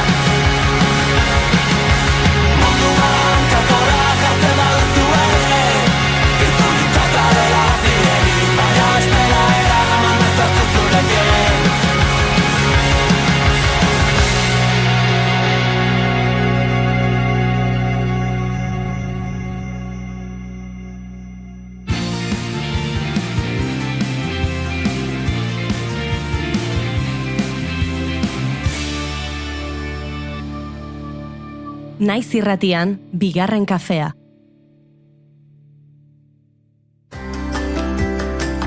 Aizu, baltzenekien oraindik ere hipoteka gastuak erreklamatu daitezkeela?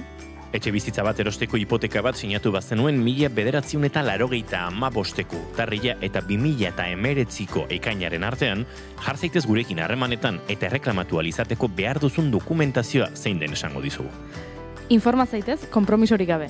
Emma abokatuak, 611-411-868.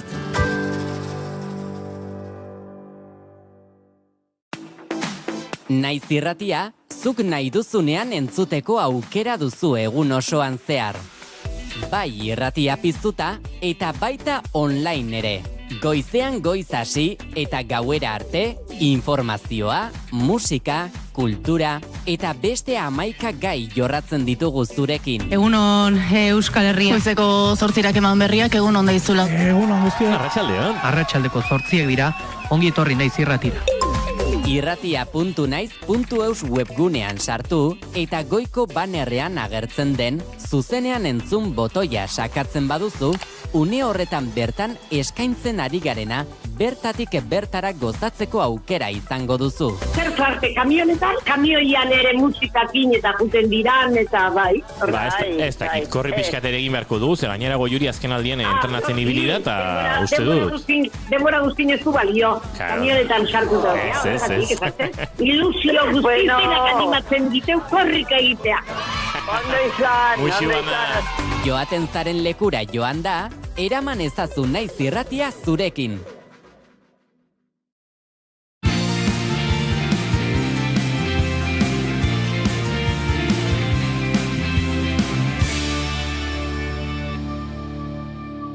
Bigarrenak ez direlako beti okerragoak, bigarren kafea.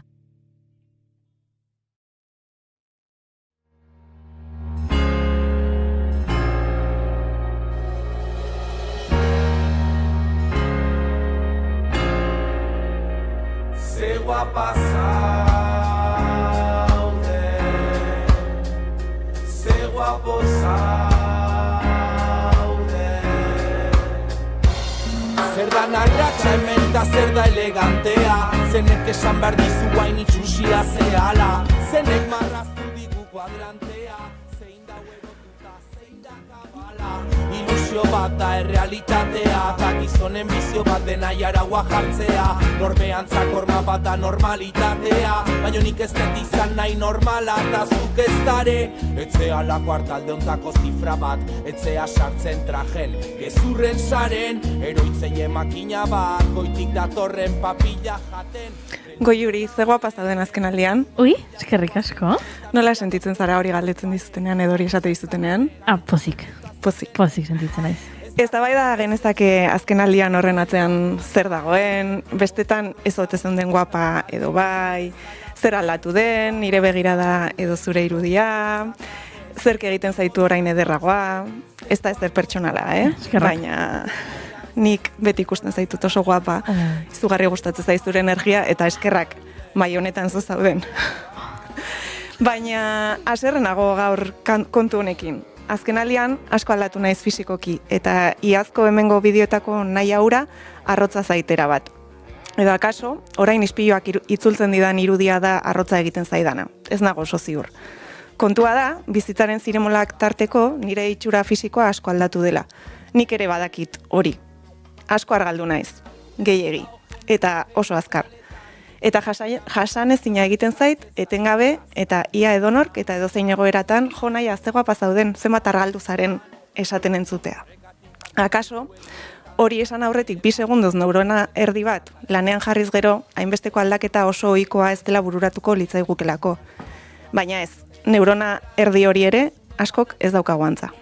Iman bakoitza bereziegan, nere ziketan dauden urrezko esietan, zure tiketak dauzken gezurrariketak, ta eredu bezala eukiditen figura patriarkalak pornografia izan da. Argala berdin ederra eskeman jarraitzen dugu, eta geroz eta argalagoa bada, hobe. Hori da berriro bogan jartzen ari dena Europa zurian behintzat.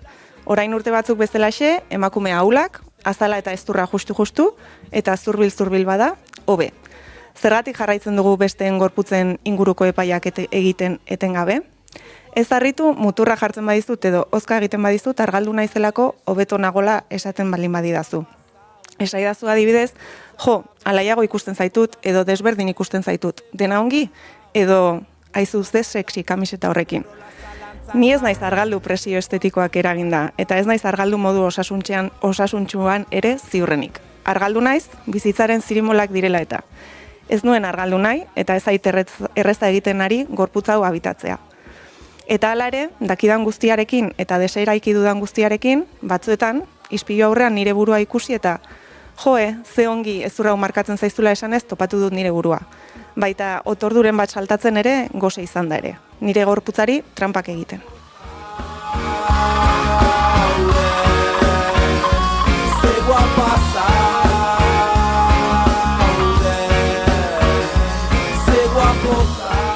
Eta sekulako beldurra sortzen dit. Elikadura nahasmendu baten atarira, ia konturatu gabe heldu gaitezke edozein unetan eta.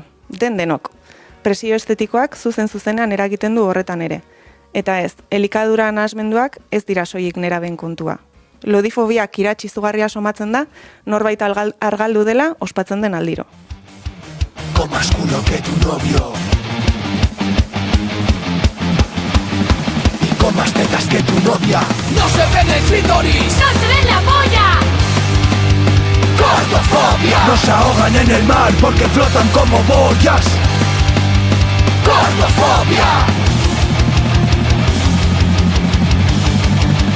Gordofobia. Badakizu zer den hau? Uste dut, Nik bai. nik ere... Zer da? Bueno, hori da, bi gauza etortzen zaizkitu lura, bi gauza izan daitezke. Bat da, bularrekoan edo bikinian edo jartzen duzuna, tituburuak ez nabaritzeko, adibidez, eta izan daiteke baita ere, sorbaldetan jartzen duzuna, sorbaldak pixka bat altuagoak egiteko. Ez dakit, bai. Bai. Balio dute. Bularretakoetakoak dira. Ia ezinezkoa da, gaur egun horrelakorik gabeko bularretakoak erostea, ez balin badira, enkajedunak, transparentziadunak edo pixka bat tonu zigotako hoietakoak. Urte batzutaz egon naiz apenas bularretakorik erabili gabe. Nire lehengo niak ez zituen eroso eta ez zituen gustokota. Eta bularretakotara itzultzeak berak izugarrizko presioa suposatu dit. Zergatik janzten dut, behar dut, titiak eusteko da edo altxa eta estutzean sortzen zaidan soslaia da gustatzen zaidan hori, edo bularretakoak klak askatzen diatenean sentitzen dudan zirrara. Cada día una ensalada de coliflor, arándanos y chía. Una dieta macrobiótica, leche de arroz y proteínas. Suprimidos procesados, el azúcar, pero no la cocaína ni el tabaco. Sé que no encontraré el amor de mi vida en un burger. Mi canon de belleza es Hulk Hogan, pero en mujer si estás un poco gordo ya me caes mal. Pero no me considero una persona. Baina arazoa haratago doa. Zaila da, adibidez, oso zaila, 4 urtez gorako neskatientzat bainu jantzietan betegarririk gabeko bat topatzea. Pentsa ezina da dagoeneko adin horretan aurrak biluzik ikustea hondartzetan. Denok, kamera oso potenteak ditugu eskuetan, eta pederastia sare bortitzek eta inteligentzia artifizialaren beldurrok, gurasoek bainu jantziak erostera garamatzate. Ez dago apenas bularretakorik gabeko bainu jantzirik neskatientzat. Eta zorte hon, betegarririk gabekoa topatzerik nahi balin baduzu. Hondartzetan ere, ez da dagoeneko emakumeen titirik ikusten. Gure amek, hondartzetan titiak erakusteko ausardia eta autu politiko zurruna egin zuten askeago izan gintezen. Eta belaunaldi bakarrean galduko dugun paisaia da. Esos que comen hasta rebañar la olla. No se ven el clítoris. No se ven la polla. Oso zaila egiten da gaur egun hondartzara heldu eta goiko parterik gabe titibistan etzatea neska baldin bazara.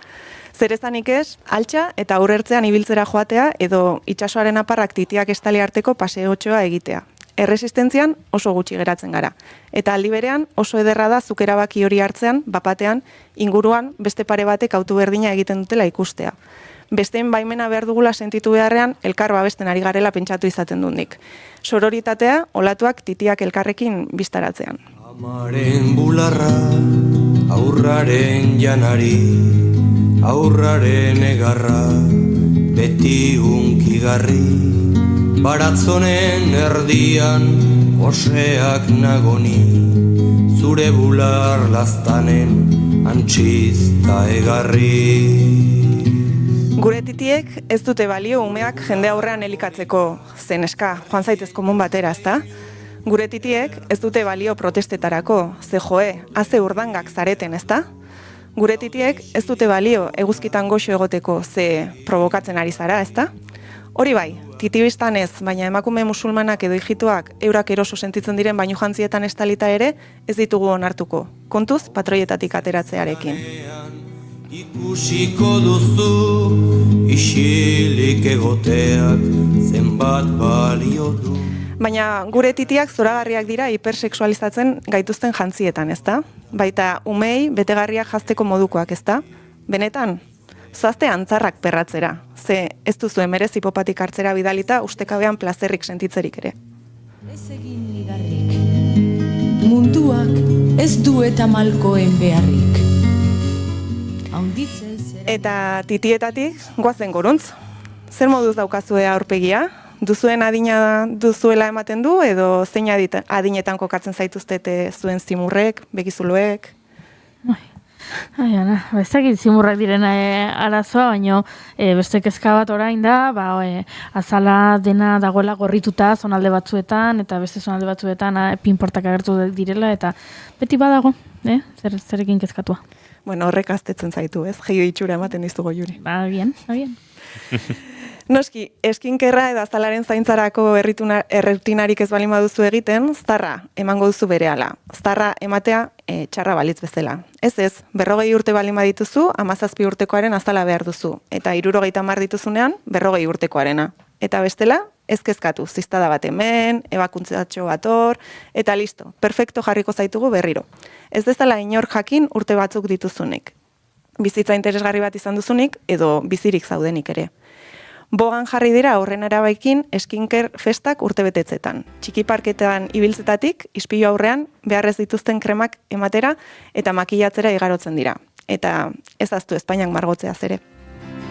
Desagertu egiten zara, ispiluaren aurrean margotzen zaren bakoitzean. Orduan zeu zara izpide, zeu zara laudorio. Eta azalaren gainean, ilea izue. Haze borroka soziala eta nire buruaren kontrakoa ileen kontura. Nire ni arrazionalak esaten du, naia. Ez zara depilatu behar igerilekura zazelako, gona jarri nahi duzulako, edo zita bat duzulako. Ez da ezer gertatzen, inor ez da fijatuko zure hileetan. Eta fijatzen baldin bada, bere arazoa da. Baina, tururu. Presio estetikoa ikaragarria da emakumeok bigotea dugula ezkutatzeko. Ez bururatu, bekain artean hilerik usterik. Hori, Frida Kahlok bakarrik egin zezaken. Eta besapetan hilea dugula, edonon agertzen baldin bagara, begiradak ziurtatuta. Ze antieginekoa da, soilik emakumeen besapetan. Eta zer esanik ez, iztarrondoetako hileak baino jantzirik kanpo baldin badaude, edo alu inguruan perinean hile asko baldin baduzu. Eta gona motza eta depilategu gabeko emakume zangoak arma arriskutsuak dira. 8-9 urtetako neskatila asko eskatzen dute depilatzea, pentsa. Oraindik aur direla. Eta zergatik ez duzu laserra egiten gorputz guztian eta hortaz azten? Nahiko nukelako, egunen batean, nire lagun ausartek bezala depilatu gabe ondartzara joan eta nire hileetan pentsatu gabe egoteko gai izan. Oraingoz, ez dut lortu. Hortxo polita zeaz kandago zapitxuritan txipero Hortxo polita zeaz Presio estetikoa amaren sabel barnean hasten da. Ekografian alua ziurtatzen den unean bertan. Eta lehen adierazpide bortitzena alua izategatik belarritakoak jartzea da. Jaio eta egun gutxiren bueltan. Hortik aurrera, une oro eta hil arte zure gorputzeko milimetro bakoitza epaituko duen jendarte oso bat jasan barko duzu. Bihur dezagun presio estetikoa presio estatiko. Besteak bakean uzteko presio sozialean edo. Eta bitartean, ze gutxi entzungo dugun sexy gaudela dantzan, barrez edo larrua jotzen dugun bitartean, eta zenbaitetan egongo garen guapa, garaian garaiko moda kanonera gerturatzen garenean. Aukeran, nik nahiago sexy guapa baino. Beraz, nire gorputza epaitzeko tentazioa baldin baduzu, hobe txuleta edo tortilla pintxo batera gonbidatzeko bakarrik zabaltzen baduzu ahoa nire aurrean, edo asko jota, niri morreon bat emateko edo alu, hortziko dugu ez ditudala enekotanoa berriro larritu nahi. Eskerrik asko. Eskerrik asko zuri, Naia Alkortalez garai. Hortxo Ui, hauen nuen. Sexy and I know it.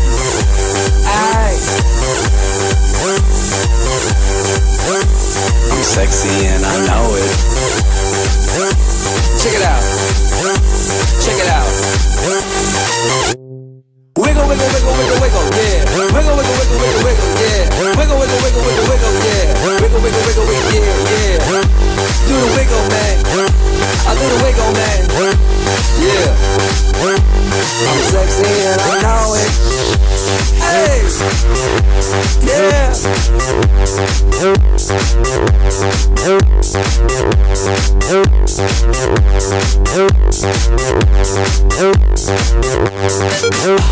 Girl, look at that body. Girl, look at that body. Bueno, mezutxo batek gorkak utzi digun Naia aupa, kampeona. Eskerrik asko. Hortxe. Work out.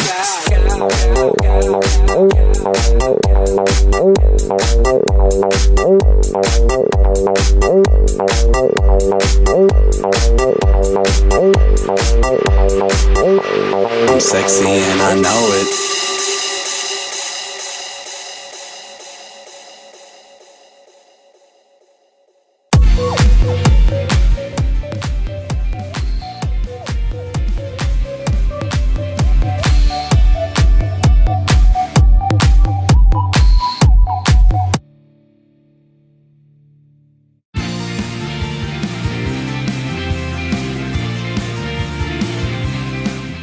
Piskat rabean xuabi izan da, baina xuabi izan da ez da. Baina, haze DJ festa batean antolatu duguna.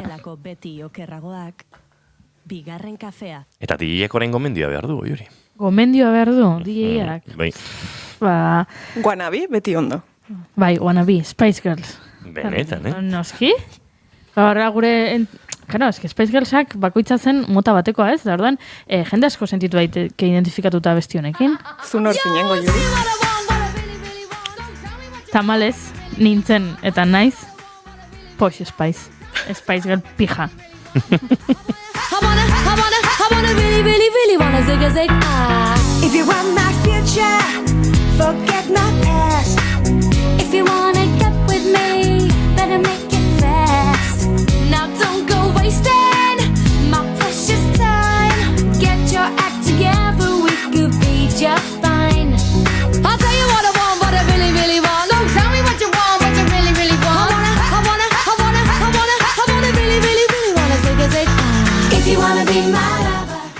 Bueno, nahi alkorta eskerrik asko ekarri diguzun gai honengatik eta testu eder honengatik ziur nahi zentzule asko bereziki emakumeak, baino ez soi emakumeak identifikatuta sentituko direla aipatu duzun guztiarekin eta zalantzari gabe, bueno, aipatu dituzun gauza asko dira horrela gordetzeko modukoak, baino asko gustatu zait onartzea, depilatu gabe ondartzara joatea, ea noizbait lortuko duzun, hori egitea hiletan pentsatu gabe eta oraingoz ez duzula lortu ezta, eta oso identifikatuta sentitzen naiz horrekin, baino pixkat, buelta eman edo ikuspuntua areagotuko dut eta esango dut, ea noizbait lortuko dudan ez pentsatzea beste gorputz batekin zoriontsuagoa nintzakeela. Hori da helburua. Ez dakit iritsiko den une hori, ze ez dut gogoratzen nire bizitzako pasarterik, zeinetan ez dut pentsatu, zoriontsuago nintzake hilea kiskurra banu, edo zoriontsuago nintzake nire ikaskideak bezain altua banintz, edo zoriontsuago nintzake nire unibertsitateko ikaskideak bezain argala banego. Eta egia esan atzera begiratuta, sekulako pena ematen du, zenbat ordu eskaini dizkiedan pentsamendu horiei. Eta zenbat ordu depilatzen. Eta gero zenbat ordu ekintzak hartzen, kanon batzuen menpe egoteko ez, baina jada ez da soiek ekintzetan bertan ez, edo zenbat ordu japaindegian, gimnasioan, depilatzen, makillaje denda batean, baizik eta zenbat denbora, pentsatzen horretan, ze ekintza horiek egiten ez nagoenean ere, pentsatzen dut horrelako gauzetan. Bai, eta zenbat eskaparatetan begiratzen diogun gure buruari horrela zeharka, edo orain mobila daukagunetik zenbat selfie nola nagoen ikusteko, eta horrelako gauzak ez. Ekarri nahi nuen gai hau, batez ere, ni orain hurbildu naizenean kanon hoietara deserosoago nagoelako duela urtebeteko nahiaren gorputzean baino, eta iruditzen zait garrantzitsua dela hori ere kontatzea.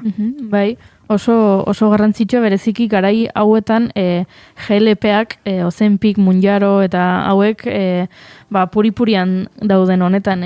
Behin kontatu nuenik irratean, baina izan da emakume bat mugimendu feministetan sartuta dagoena, presio estetikoari buruz asko irakurri dudana, kontzientzia kritikoa dudana, teoria oso ondo dakit, dena oso ondo dakit, nire inguruan ez dut sentitzen jendeak behartzen hauenik nire gorputza aldatzera, hau da, faktore guztiak ematen dira, ni pozik eta ondo eta egoki egoteko nagoen bezala, eta hala ere, pentsatu izan dut, ea, Osakidetzara joan da, lortu dezakedan Ozempik.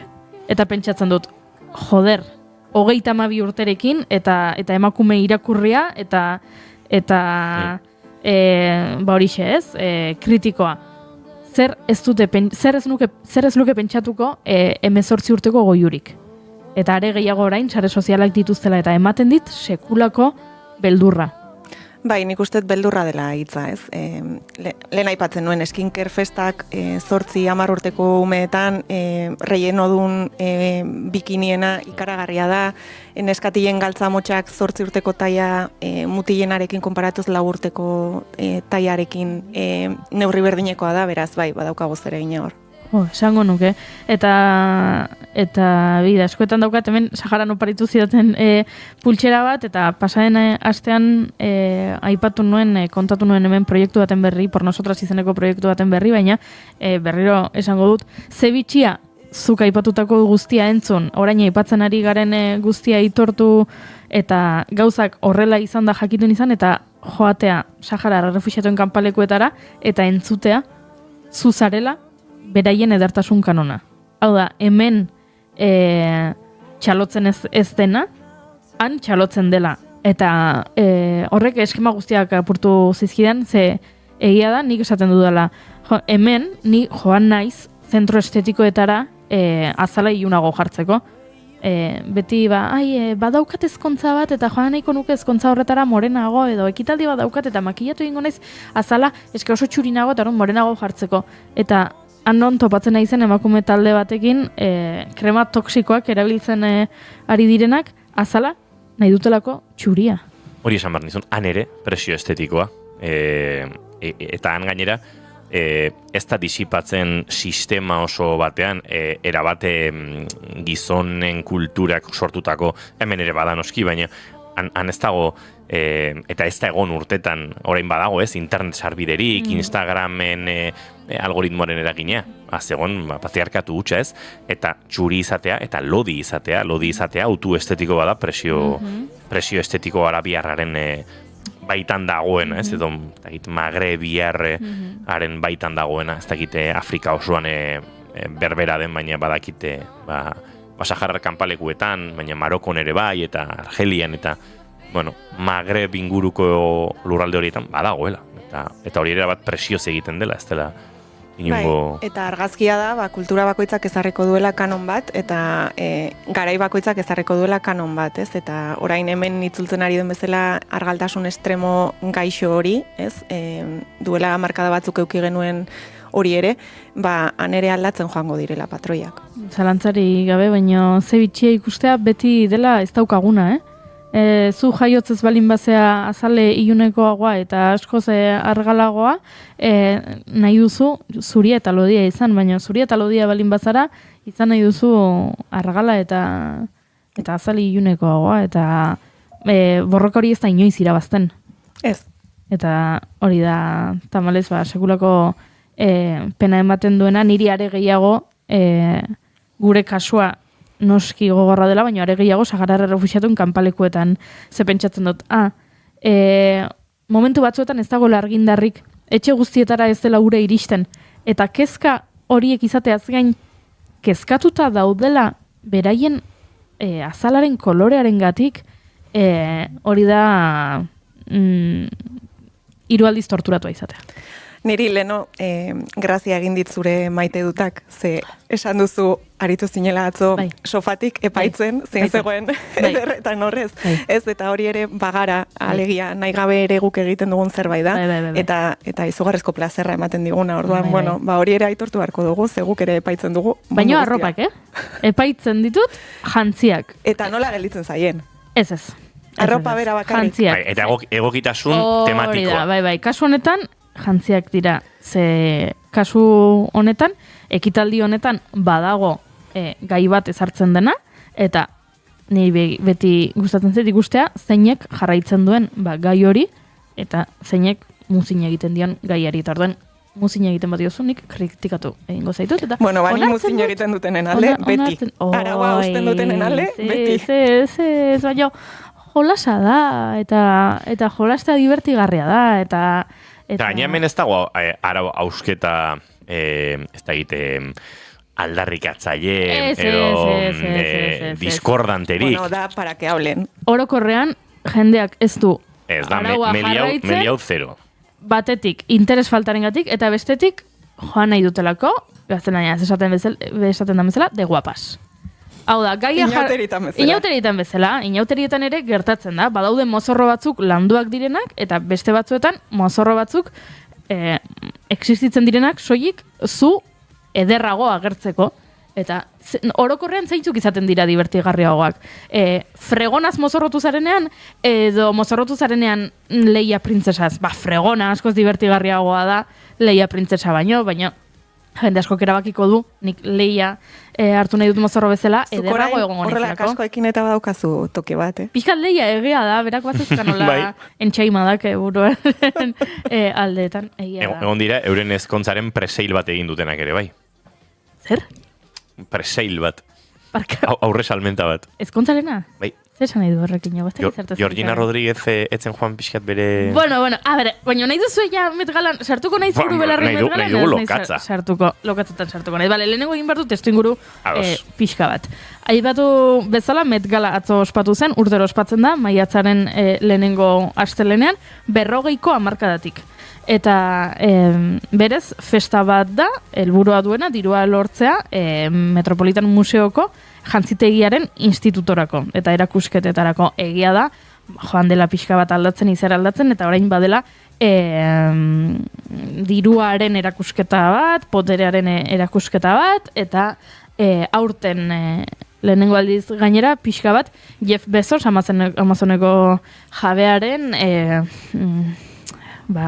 zakila mai gainera ateratzearen adibide bat. Ezin zen hobeto azaldu. Hori da, ze berak hartu du, babestu du ekitaldi hau, berak diru asko jarri du, eta egon dira, horren aurkako ekintza batzuk, ekintza oso interesgarriak, adibidez, alfombra gorriaren kanpokaldean, plastikozko urboteiak jarri dituzte ekintzaile batzuk, urboteiak utxik, eta mezua bertaratzen ziren famatuentzako, hartu nahi duzuna, gutxi iruditzen zaizu, ze utxak zeuden boteiak, Jeff Bezosi iruditzen zaio bere langileentzat hau nahikoa dela, ze eduki dituzte, horrelako arazoak. Baina esan bezala, modan oinarritutako ekitaldi bada, eta aurtengo gaia, ze urtero erakusketak gai bat dauka, eta erakusketarekin lotuta afari honek badauka bere gaia, eta orduan helburua da, joaten den jendea, joan dadila, gai horrekin lotura duen diseinu batekin. Eta aurtengo gaia zen, fashion mundua edo joskintza artea da. Eta erakusketan badaude 8 azpisail moduko eta denetan landu dute urteetan zehar nola gorputza nola jantzi izan dugun. Batzuetan arropa gehiagorekin, besteetan gutxiagorekin eta azpisail batzuk daude, pixka bat eskultorari eskainitakoak, beste batzuk eskuei eskainitakoak, beste batzuk pinturari eskainitakoak. Eta orduan hartu dituzte interpretazio horiek, bertaratutako famatuek, gonbidatutakoek, eta, bantxe agertu dira. Eta egia esan, batzuk bete dutela esandakoa, eta beste batzuk ez, eta niri aipatzen nuan bezala pena ematen ditze, jolasteko aukera bat iruditzen zait aukera bat erakusteko ze interpretazio egiten duzunzuk gaiaren inguruan, ze orokorrean gaiak oso zabalak izaten dira, eta oraingoan ze gertatu da, beti gertatzen dena. Batzuk ez dutela jaramonik egin, eta beste batzuk bai egin dutela, eta zoragarri gainera. Aipatzekotan burura etortzen zizkidan batzuk, eta kuskusiatzeko moduko batzuk Madonna klasiko bada ekitaldi honetan, eta Madonna joan zen Leonora Carrington margolariaren margo batean agertzen diren pertsona batzutaz jantzita. Ez dut esango mozorrotuta, ze kontua ez da mozorrotzea. Kontua da, zuk jantztea, inspirazio hartzea urte honetan artetik, eta gero jantzi bat egitea. Jantzi da, eta margolan horretan agertzen da emakume bat, buruan itxasontzi bat du, oialak ditu zintzilik alboetatik, eskuetan badauka musika tresna bat, ez dudana esan nahi zein den, ze ez dakit nola ze izena duen musika tresna horrek, korneta bat edo horrelako zerbait. Izango nuke erdiaro giroko korneta bat, Aban Kupeirok berreskuratzen dituen instrumentu horien antzekoa, bai? Oida, niri gogoratzen dit, Korreoseko logoetan eta erabiltzen dutenak. Baina bera joan da, Leonora Carringtonen artelan batetik hartu du inspirazioa, eta jantzi egin da beraz, zoragarri. Hori da, artea modu batera ulertzea. Sombreroa da ikaragarria. Ikaragarria, itxasontzi bada, belaontzi bada, artelanean horrela agertzen delako, emakume bat buruan itxasontzi bat duela, eta hartu dute, eta egin dute, zoragarria izan da hori. Bestetik, niri asko gustatu zait, badakit jendeari etzaiola gustatu, baina asko gustatu zait Kim Kardashian. Kim Kardashianekin beti hementxe kanon estetikoari buruz eta Kim Kardashiani buruz luz eta zabalitze egin genezake, baina Kim Kardashian agertu zen jantzita eskultura moduko kortxet batekin, diseinatzaile batekin harremanetan jarri beharrean, bera jarri da eskultore batekin harremanetan, eta eskatu dio eskultoreari, berak ez du arropa diseinatzen, baina eskultoreak egin dio nolabait oso gorputzera pegatutako jantzi bat, kortxe bat bezala, baina, interesgarri iruditu zait kontzeptua, diseinatzaile bati eskatu beharrean jantzia, eskatzea eskultore bati, eta hori da, gaia ulertzeko beste modu bat. Korsea iruditzen zait dala prendarik infrabaloratuena, eta super ausarta iruditzen zait hori erabiltzeko gai den jendea. Bai, eta gainera erakusketa honetan sail bat eskaini diote kortxeari, ze garaiaren arabera asko aldatu da, erabiltzen zen garai batzuetan askoz gehiago, orain gutxiago, erabili izan da kanpotik, besteetan barrutik, eta eskaini dute horri, ze erakusketa honetan bai izan dela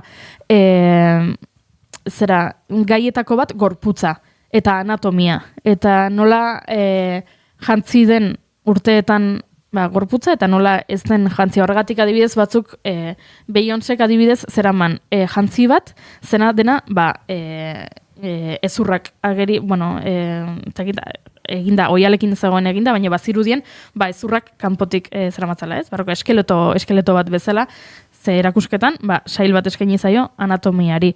Gero, izugarri gustatu zait, Emma Chamberlain baita ere, ze bera joan da eskuz margotutako jantzi batekin, eta bazirudien, urtzen ari zela, margolan bat zela bera, eta urtzen ari zela, eta ordan pintura erortzen ari zela, eta hori iruditzen zait, ze poliki hartu duzu, ez? Gaia zen artea, eta hartu duzuzuk inspirazioa hemen artelan batzutatik, eta joan zara, artelan bat bazeina zela, pintura horrela erortzen ari zela, zure soinekotik behera. Ikaragarri ederra iruditzen zaite. Ikaragarri ederra gainera izan zen, iritsi zen lehenengoa, ze Emma Chamberlainek egiten du alfombra gorriko kazetari lana. Eta orduan lehenengoa iritsi behar da. Eta iritsi zen bera, eta arazoa izan da, ondoren iritsi zen joan dela jendea, eta inork ezin zuela gainditu. Piskat, Julen konversazioan sartzen laguntzeko, hau da, erlojupeko batean, lehenengo orduan abiatzen den norbaitek oso denbora ona ezarri Julen, eta gero inork hori gainditzen ez duenean bezala, ez?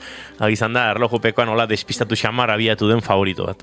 Gero luz egiten da, Bai, ez da, begiragotea luz egiten da. Pentsa, hau gainditzea espero zutenei. Bai, eta ipatu behar dut, aurten ikusi dudan dinamika bat, ez zaidan iruditu aurreko urteetan eman dena, baina aurten bai eman dela, orokorrean gonbidatu estatu batuar zuriek eta europarrek ez dute horrela sekulako lukik ekarri, eta aldiz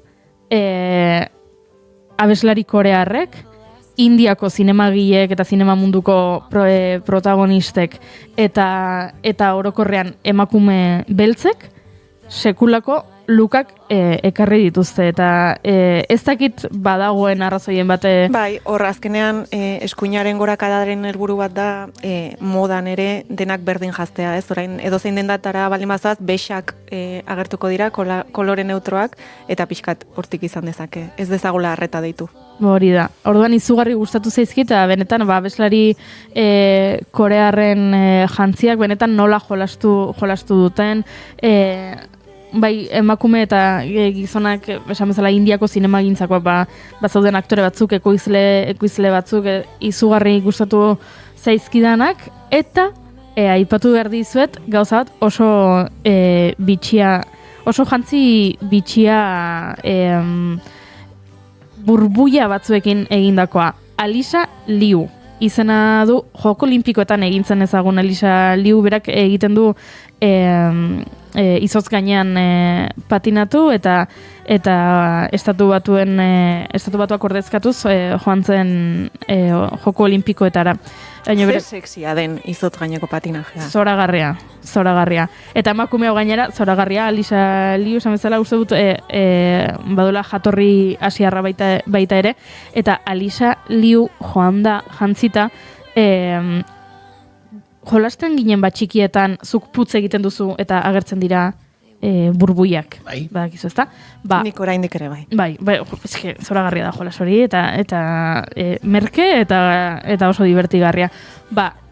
Uste dut zeramatzala gainean 2000 kristalezko burbuia inguru, eta gero jantziak bazuela kristaloiezko bola hoien atzean, bazuela sistema bat jaboia eta urarekin benetako burbuiak sortzen zituena. Eta orduan, Alisa Liu oinez zijoan bitartean, bere gorputzak burbuiak botatzen zituen, Iris Van Harperren diseinu bat izan da, eta zoragarria iruditu zait, berak Alisa Liuk izaltzen zuen, bazela baita ere mezu bat bidali nahi zuela, berak dena ez dela betirekoa, ez? Burbuia horrek bezala, burbuiak lehertu egiten diren bezala, bizitzak ere baduela bere muga, eta ez garela hemen egongo betirako, eta hori azaldu nahi izan duela, eta horrez gain, artelan bat dela bere soinekoa, bere burbuiekin, ze zoragarria da. Eta ezin barkatu, ez zen Alisa Liu, orain konturatzen ari naiz, pentsatzen nula Alisa Liu zela burbuiena, eta ez da Alisa Liu izan. Alisa Liuren jantzia gorri, hola, bugdon moduko bat topatzen dut. Hori oso polita da gainera. Bai, oso polita baina. Egia da, barkatu, gaizki ari naiz.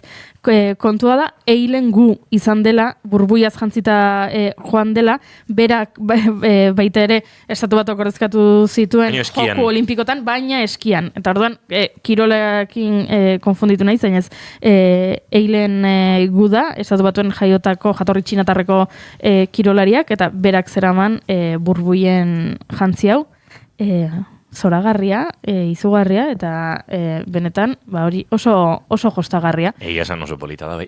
Oso polita da bai, eta gainera oinez, zuzoaz oinez, eta burbuiak ateratzen dira zure gorputzetik. Egia da... Bada diseinu eta ingenieritza lan bat, Bai, zalantzari gabe. Esan zuen berak, 2550 ordu pasadutela jostunek soineko hau egiten, eta bueno, berari gustatzen zitzaiola pixkat joera surrealista hori ez, artearen surrealismo hori irudikatzea bere soinekoan, eta egia esan, irudietan zoragarria da, baina bideoetan askoz gehiago ze dantza egiten dute burbuia horiek. Eta egia esan, aipatu bezala, jendeak batzuk ondo bete dute luka, beste batzuk ezein beste, eta ni beti bezala aserratu egin naiz. Ze horrelako aukera bat izan da, eta zuri ematen dizute gai bat, eta ez duzu aprobetxatzen gaia, ni aserratu egiten. Badakizuz nork bete zuen 0-0-0. Ui, nork. Marta Ortega, Amancio Ortegaren alabak eta zarako guruetako denak, han agertu zen bera senarrarekin, biak soineko urdin simple batekin, inungo zehari gabe. Bai. Eta, baina, gainera, pixkat konkista txikien zeran, ez? Bat banik ere Super Bowlaren finalean zara jantzi zuela. Eta atzo ere bai. Eta Atzomet galan ere bai, bat bani zaraz jantzita joan zen. Eta zahartuta, ez dut ulertu gaiarekin zer ikusi zuen, baina joan zen, aurpegian protesiekin, batean 80 urteko bat bani itxura hartu zuen, antxe joan zen, bere makillarekin, oinez. Estereotipori gabe. Berak esan zuen, nahi zuela irudikatu, bat bani heldu bat bani zar bat, baina ez dakit gaiarekin zelotura duen agian, elkarrizketaren batean azaldu du, nik ez dut ikusi, baina gustatzen zaio bat baniri mozorrotzea, eta uste dut mozorrotzeko erabili duela, baina berriro ere diot, hori zela kontua, mozorrotzea ez da helburua. Helburua da duzuk jantzi hartu, eta inspirazio hartu, eta jantziak egitea. Pixkat house doktorea. Egia da, pixkat house doktorea bai bere makillarekin. Egia da oso ondo eginda dagoela, eskuak ere zarkitu dizkiotela protesiarekin pentsatzen dut, makillajearekin. Esaten nuen bezala, ezagit gaiarekin zer ikusia duen, baina haizu, beste behintzat jolastu du, eta niri hori gustatzen zait, jendeak jolasten duenean. Bai. Eta... Egia da, gero egon dela Heidi Klum baita ere Alemaniako modeloa da, eta bera joan da... Honek, piztuko zituen baiezko eta ezezkoak, baina jokua pasadu niretzako. Heidi Klumek jokua pasadu, bai. Bera agertu da, marmolezko eskultura bat balitz bezala, mozorroz duta. Nire arazoa da, niri zergatik etzaidan hau hainbeste gustatzen, mozorro bat delako. Eta niri gustatzen zait hemen bakoitzak interpretatzen duenean gaia eta jantziterian eramaten duenean gaiarekiko keinuren bat, eta hau bai iruditzen zaidala mozorro bat. Oso ondo egindako mozorro bat, Artelan bat ere mozorroa bera, pixkat hormugan esango nuke. Bai, hau Katy Perry da. Katy Perry gaurpegia estalita agertu da, beste artea interpretatzeko beste modu bat, eta badakit asko gustatuko zaiola, eta azkenerako utzi dut gure lankide Imanoli Sabrina Carpenterren jantzia. Ze Sabrina Carpenter joan da, jantzita pelikula batekin. Eta esango zen, nola pelikula batekin? Bai, Audrey Hepburnen Sabrina izeneko pelikulako negatiboak hartuta, filma hartuta, filma gorputzan inguratuta, eta hori izan da bere soinekoa. Hau da, pelikula bat soinean eramatea. Eta oso divertigarria iruditu zait, artea hitz egiten dugunean ez dira margolanak soilik, zinema arte bat da, Eta Sabrinak hartu ditu, esan bezala Sabrina pelikulako, gainera bere izen bera duen pelikulako, nola ditzen zaio erdineko, film, inglesez, filma, euskeraz ere filma, alaxe ditzen dugu. Eta gorputzean. Zeluloide materialezko, 35 milimetroko zinta. Hori da, eta orduan pelikula guztia ikus daiteke bere gorputzean. Gerturatzen balin bazara, ez denak ikus daitezke.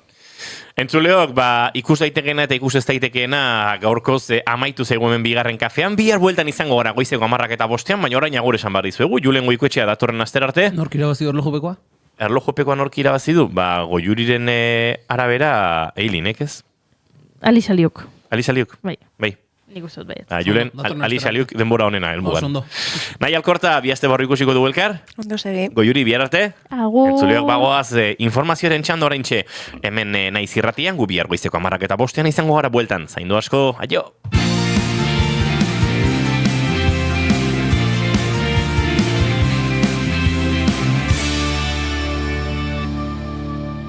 Keep calm and bigarren kafea.